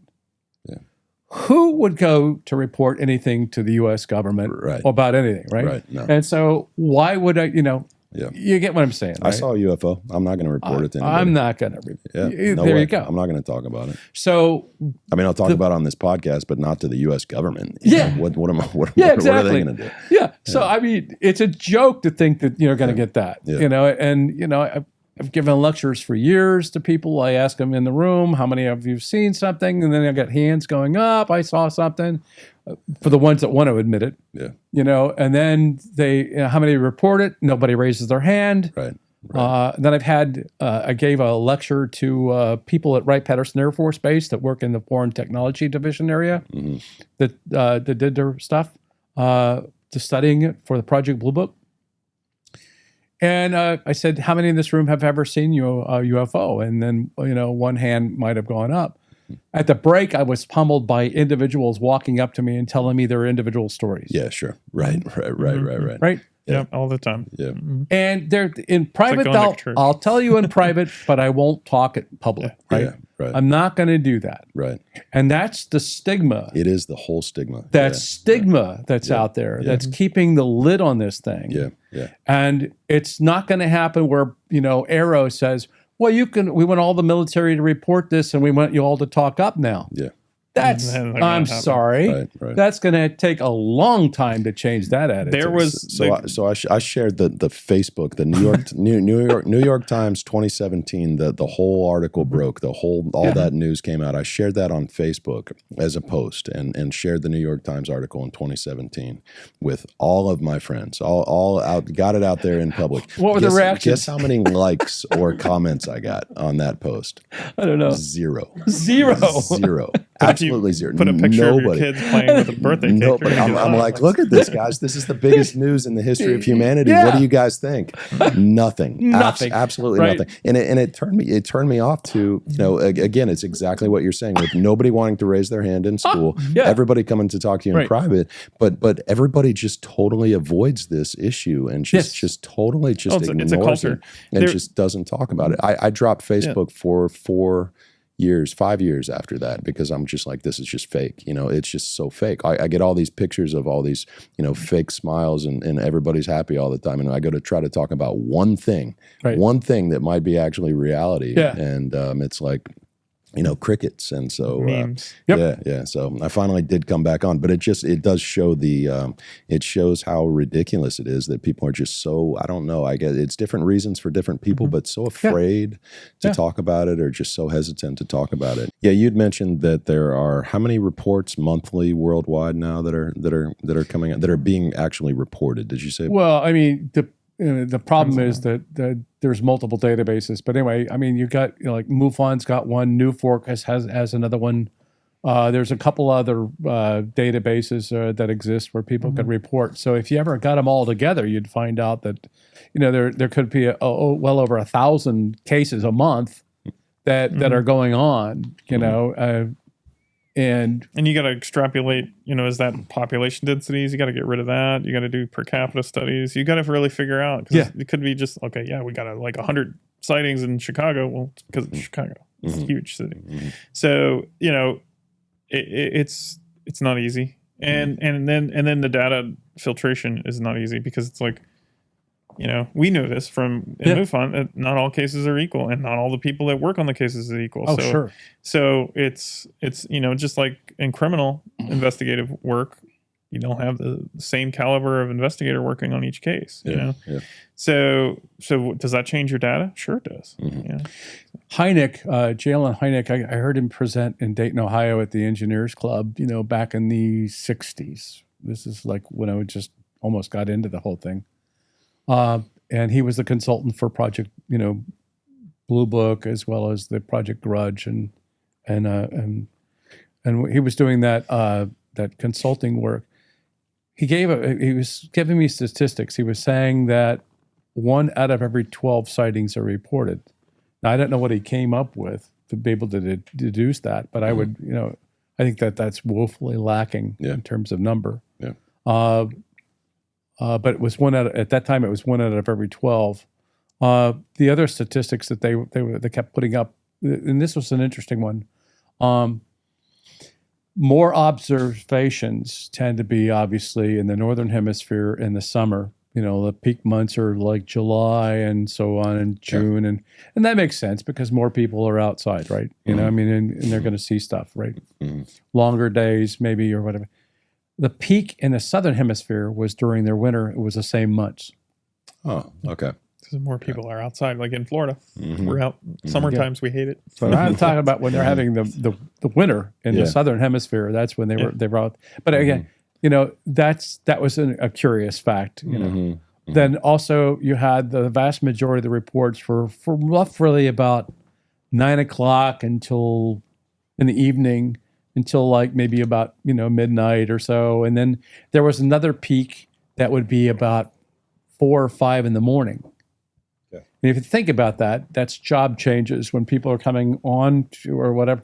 And it's also a known fact that it's easier for you to detect a light on a dark background than it is for you to find something dark on a light background, right? Sure. Yeah. So perception plays in. How many aircraft do you see overhead that are flying over you all the time during the course of the day? And many people don't even look up, right? Right. They don't even notice that. Yeah, no. But a light at night will be one of those things that they see. So that's why you got more reports at that time of the evening, right? Yep. Makes sense. Yeah. And so consequently, that's also why we see the vast majority of the photographs are being with their cameras. What is that? Let me get and that type of thing. And it turns out to be this indistinct light. Yeah. The Camp Wilson case I keep arguing about, there's that they're putting out the fact that this was like over a military location in the Mojave desert area, and that these people had saw these 5 lights that were descending or that were up in the air, and they looked like a triangle and everything else.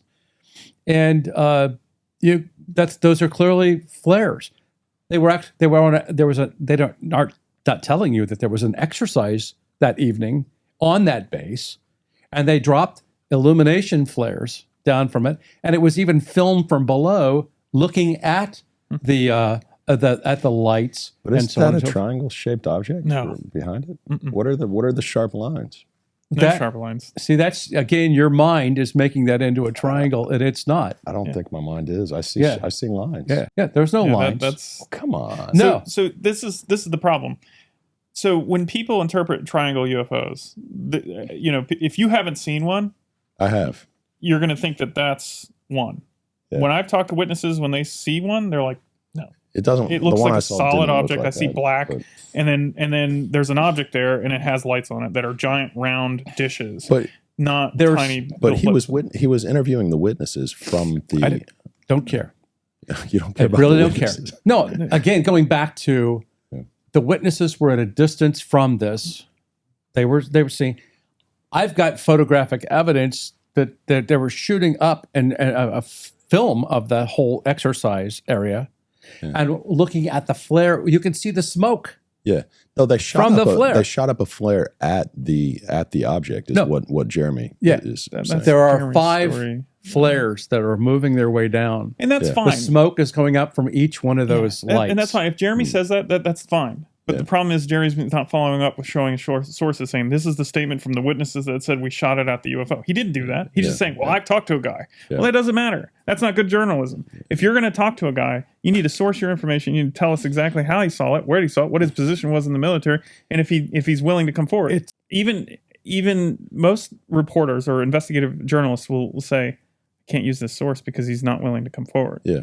I can say anonymous, but it's not going to help my story. Yeah. So the problem is that he's taking things at face value, which you fight on he's fighting a battle on a hill that is not worth fighting on when he has access to other cases. Point in case, Nimitz. Nimitz's case was filled with people interfering and creating and making people sign what? Non-disclosure agreements with people like Jeremy, where it interfered with investigation. We had one witness, okay, that wasn't willing to talk because he was under an NDA with this media group. And we're trying to figure out what the heck that meant. And I don't think it was Jeremy, but I think it was along the same lines. But it was like, well, we're doing an investigative analysis of this case. We would like your participation. Yeah. Well, he says we got a TV show to do, so I've got to wait. It's like, that's not good journalism. That's not good science. That's not good anything. That's just people taking exclusive so they can tell a cool story on the internet. So there's some cases from Jeremy that you guys would disagree with and say that's not a legitimate case. But are there? I'm assuming there are some cases that Jeremy has brought to the public light that you guys don't would get me wrong, or that he's been involved in. Here's what I object to. Okay, I'll be very clear. Yeah. When we got the Aguadilla case, we didn't go out to the general news media to give that up first and say, here's what it is. What you're doing is you're setting up the fact that this is a UFO or that's unidentified, what does that mean to a lot of different people? You're assuming. Aliens and everything else, right? Okay. So it wasn't, we investigated it for 2 years before we did that whole thing. Okay. Right? So the way that it typically works is if you get evidence, you investigate the hell out of it first. And then once you make your determination that it's not a flare, it doesn't and it really is a UFO or an alien or whatever you want to call it, the point is that's when you come out with the news story and say, scientific team found that this is a legitimate case. And it's already a case that's been sitting around for a while, so it's not like he couldn't wait, They're on a news cycle. They're on an entertainment cycle, if you would. They're wanting to get news stories out, right? They're bringing forth information before it's been completely corroborated and verified. That's correct. That's what they want the public to decide. They want full disclosure. They want the information to be out there so that people can look at the information and say, for myself, I can decide without having someone analyze it for 4 years. But John Q. Public, not being very gullible, will be that. Remember we talked about gullibility. Will buy that. And even after I come along and show that it's flares convincingly, I'm now not going to be believed and debunked because this thing has gone around the world that everybody believes that it's a UFO. My opinion is he didn't do any analysis. Before. But is that okay? That's not okay with you guys? Not okay. Because it creates a lot of confusion and takes away, just like Just like what happened with the Phoenix Lights. So do you guys think that information should be held back and analyzed by a specific group before No, you can report stuff like this and before the public's able to see it? Yeah, no, you can. It's not a murder case. It's not like you're trying to hide, the suspect's still out there. We need to catch him. It's not like that. He can still report stuff, but be like objective and say, hey, we haven't conducted analysis on this, but this is very interesting. And this is what people said about it. That's his job, right? Our job is to analyze and to be scientific. We don't care about news cycles. Yeah.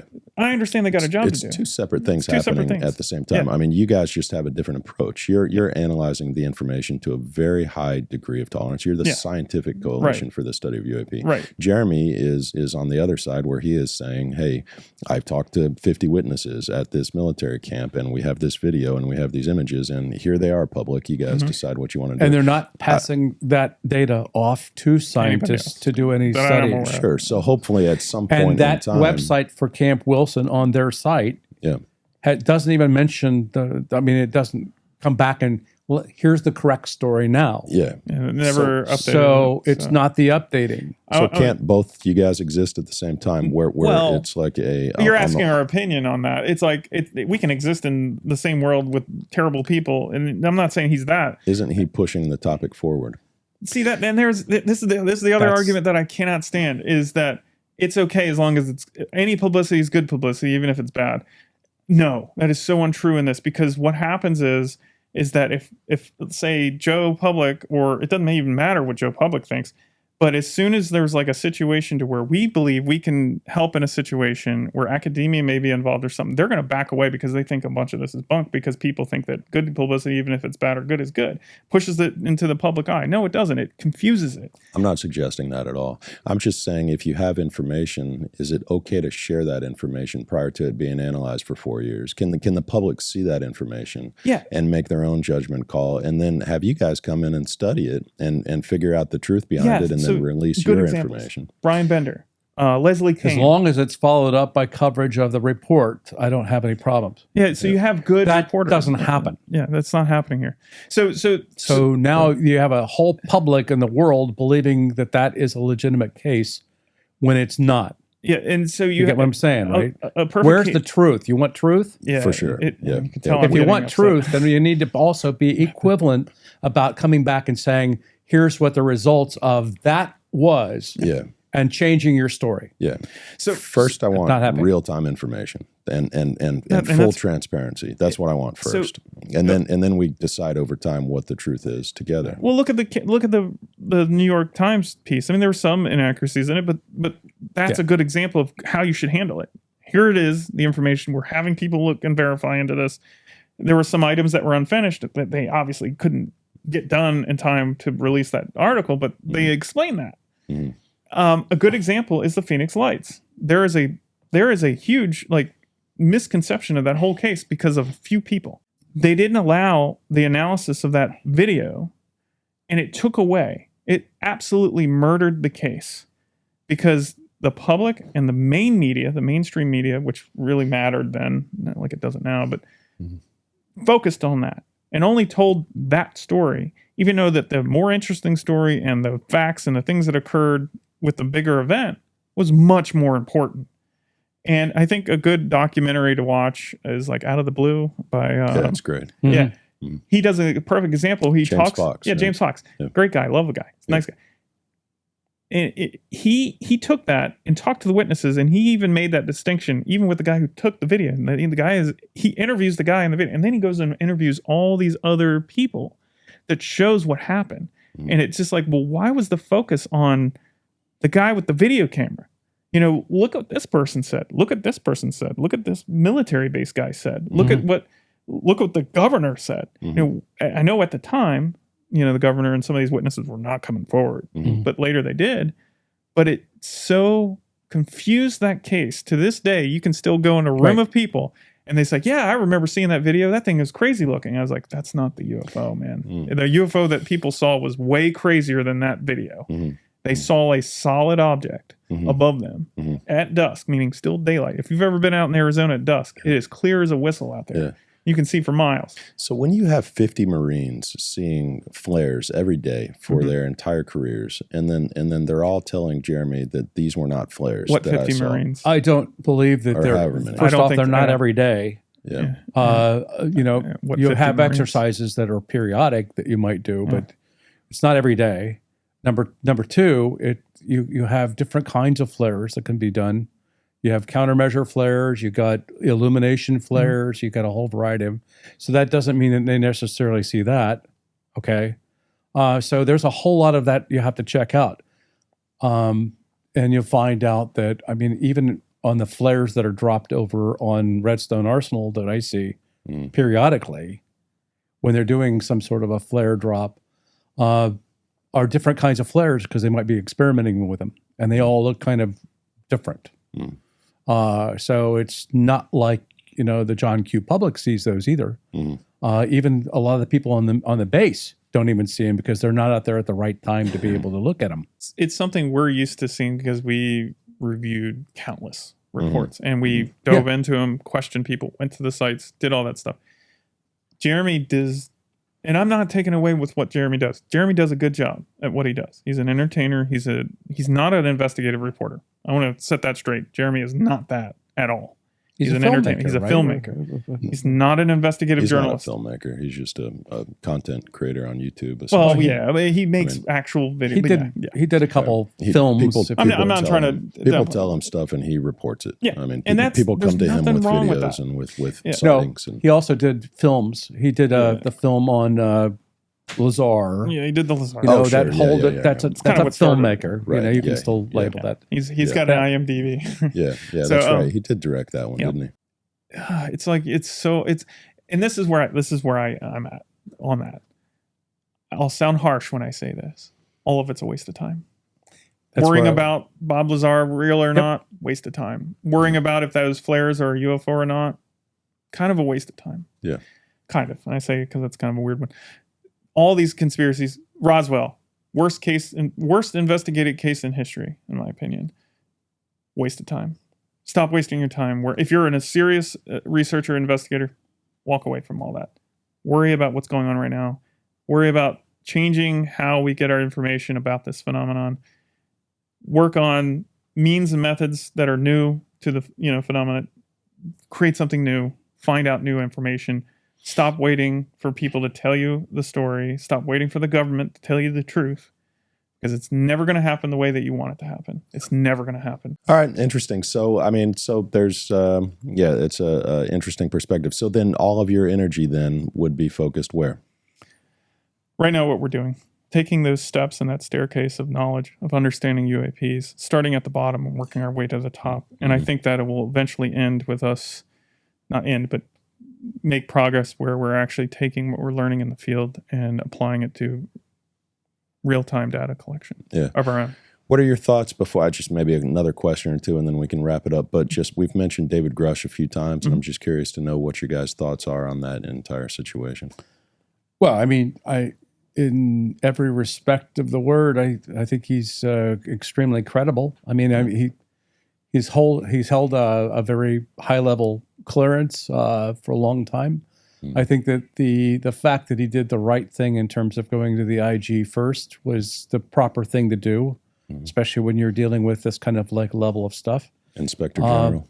Yeah, the Inspector General. And, and they went out and did their work to find out that there was some credibility, which is why then they referred it to, the Congress, and so he was being very careful about that. He's also receiving, threats and stuff like that, which indicates that he must be dealing with something relatively sensitive, and he knows a little bit more. The fact that he was able to he could tell the IG, down to the room where the building is, where you go to talk to this individual. That's pretty credible. I think that I just see him as being very, very. Number one, very, very smart. Yeah. Being very, very cautious about what he says because he doesn't want to trip up into the classified world thing. Right. So he can only go so far, and he's done the right thing in terms of working with DOPSR, which is the public, all the review you have to do before you release anything and stuff like that. He's been very careful about that. So I think that I have a deep amount of respect for him. The challenge is, of course, that the John Q public is not going to ever know what he knows because we're not privy to that information. And where he might have done something where he could go and point out and say that you need to talk to this specific individual.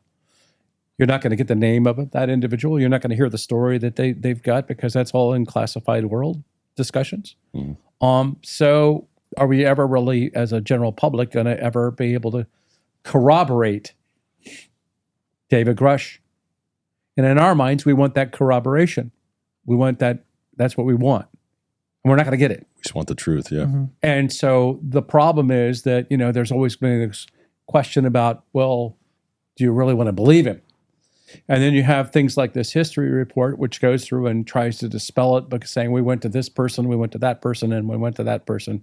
And ultimately, found out that it was not really a government program or that they were mentioning or that type of thing, right? So there's an attempt to be able to dispel or discredit, I think, going on there, right? So I have, I grew up in Dayton, Ohio. That's allegedly where Roswell debris was taken, and there's indications on the Dayton, Ohio side that whatever that was indeed taken there.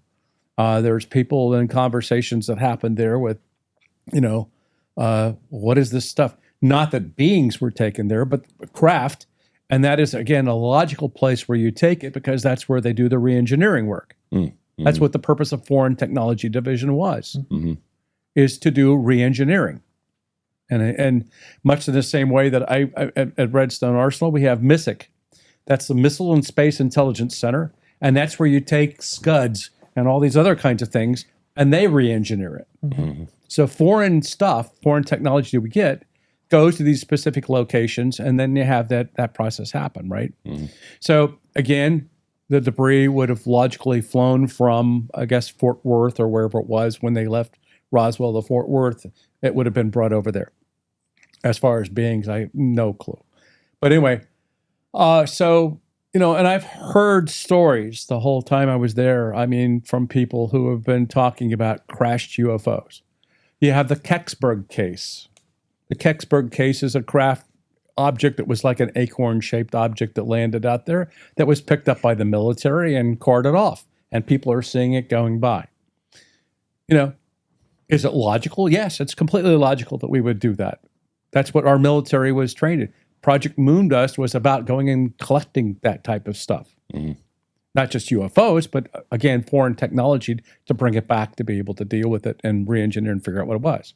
So we had a quick response team that would go out and to do that, right?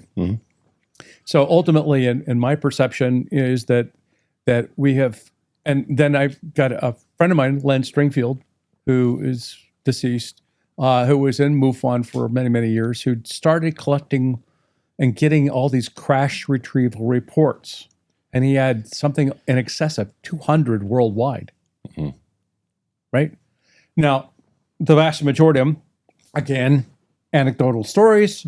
I'm being told by this credible individual, this incredible tale about a crash and retrieval operations.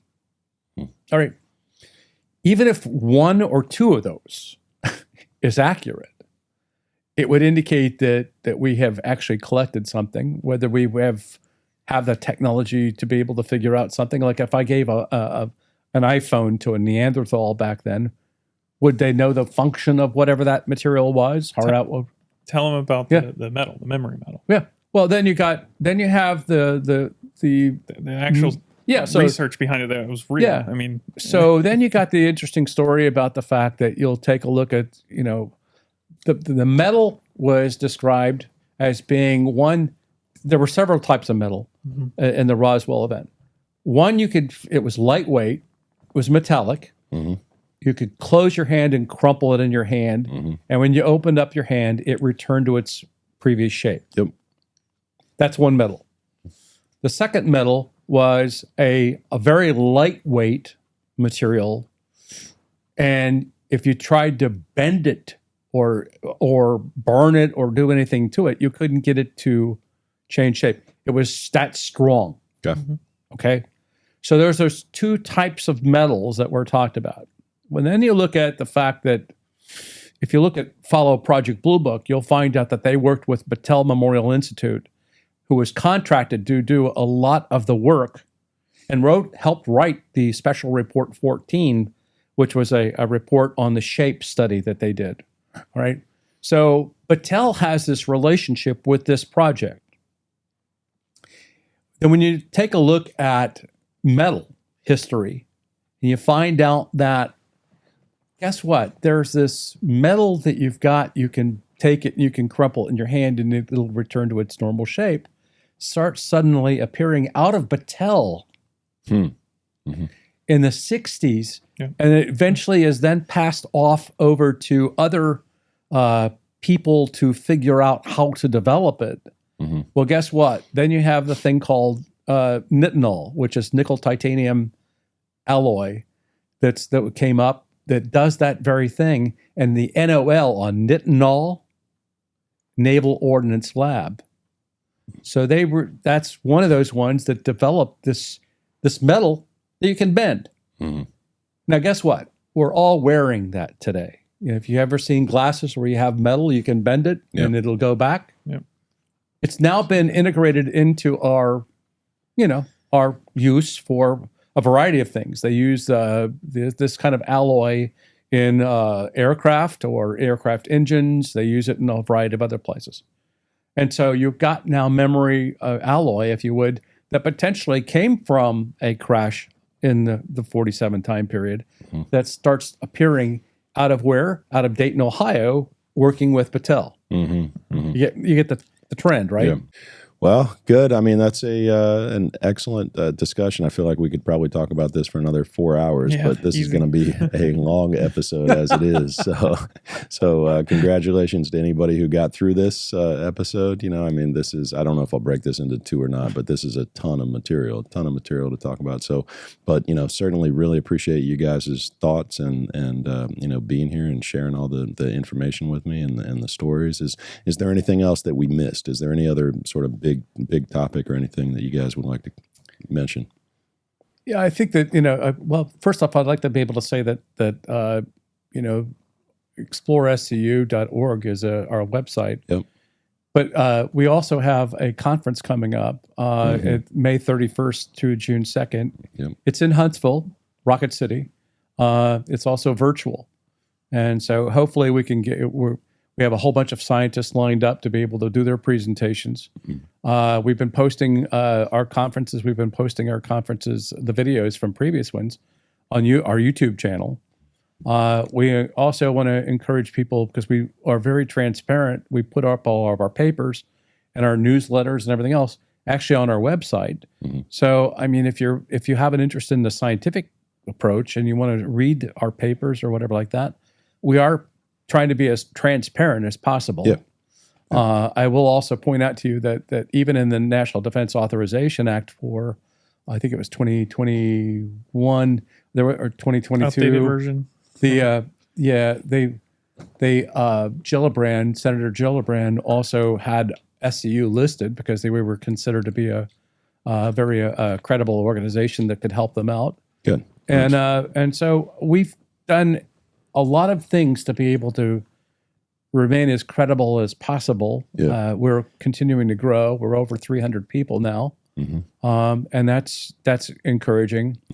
I'm seeing, after 60 years with this, right? I'm actually very thrilled and encouraged because of this, focus on trying to get answers. There were periods of time when it was very, very horrible to be a UFO investigator and researcher and to speak about it. And we went through a lot, but now I can have, even at the Arsenal where I work, I can have hallway conversations, people coming up to my desk, talking to me. And I just hope that openness and transparency continues to where it's actually now even more transparent. And I think that there's also good efforts on the part of getting to the point of we're overclassifying documents, and we need to be able to step back from that and to get more transparent even in the DoD. You know, you've already heard that there's, you know, we went and blotted out something or something like that. That's ridiculous. You don't do that. And so I'm hoping that that's going to continue. And I'm very encouraged that also now in Europe, they're having discussions about it, and other countries, and that's going to play in big for us. Yeah. So I wouldn't be too discouraged about the historical report or hysterical report, how you want to look at it. Sure. You know, but I think that will go on, and it'll get better. And I think that I just want to say thank you for having us on. For sure. Allowing us to share our knowledge and stuff like that with you and your audience and stuff like that. And I wish you the best of luck. Thank you. Thank you. Yeah, I really appreciate that. Thank you. You're hoping, welcome. you know, getting involved with us, taking that next step into this phenomenon, you know, I think it's going to be different. I don't think we're ready. I mean, I don't think we're ready or we don't really understand what's coming around the corner. And I think a lot of the discovery is going to come from, you know, everyday people and scientists. I think we're not waiting. We're just going to do our thing well. And then, you know, we're looking for that support. So one way is just if you're interested in getting involved, look at our website, come to our event. You know, if you can't make it, you know, we have the online version of it. You can participate in and see what we're about. And then, you know, I'm just excited to see what happens next. That's really what it is. Very cool. Yeah.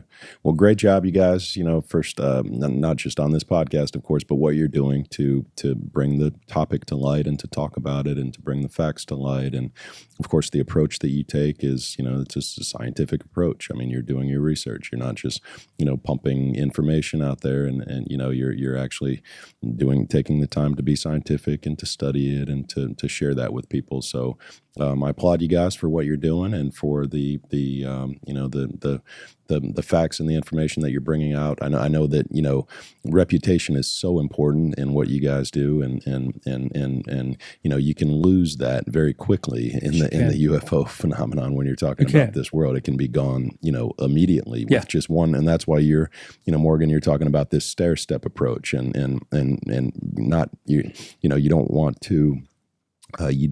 to step to the next step until you're sure that your platform on the prior step is completely. You might miss something. Yeah, you might miss something for sure. So I get it, you know, in terms of the credibility and the approach that you guys are taking and why you're doing what you're doing. And I think it's very admirable, and it should lead to a very sustainable, long-term, you know, organization that'll be able to help, you know, solve this, you know, the multi-decade to, you know, potentially thousands of year old mystery that we have here that we're talking about today. So again, I appreciate what you guys are doing, and thanks for coming on the show. Thank you for having us. Yeah. Awesome. Thank you. Awesome. Good.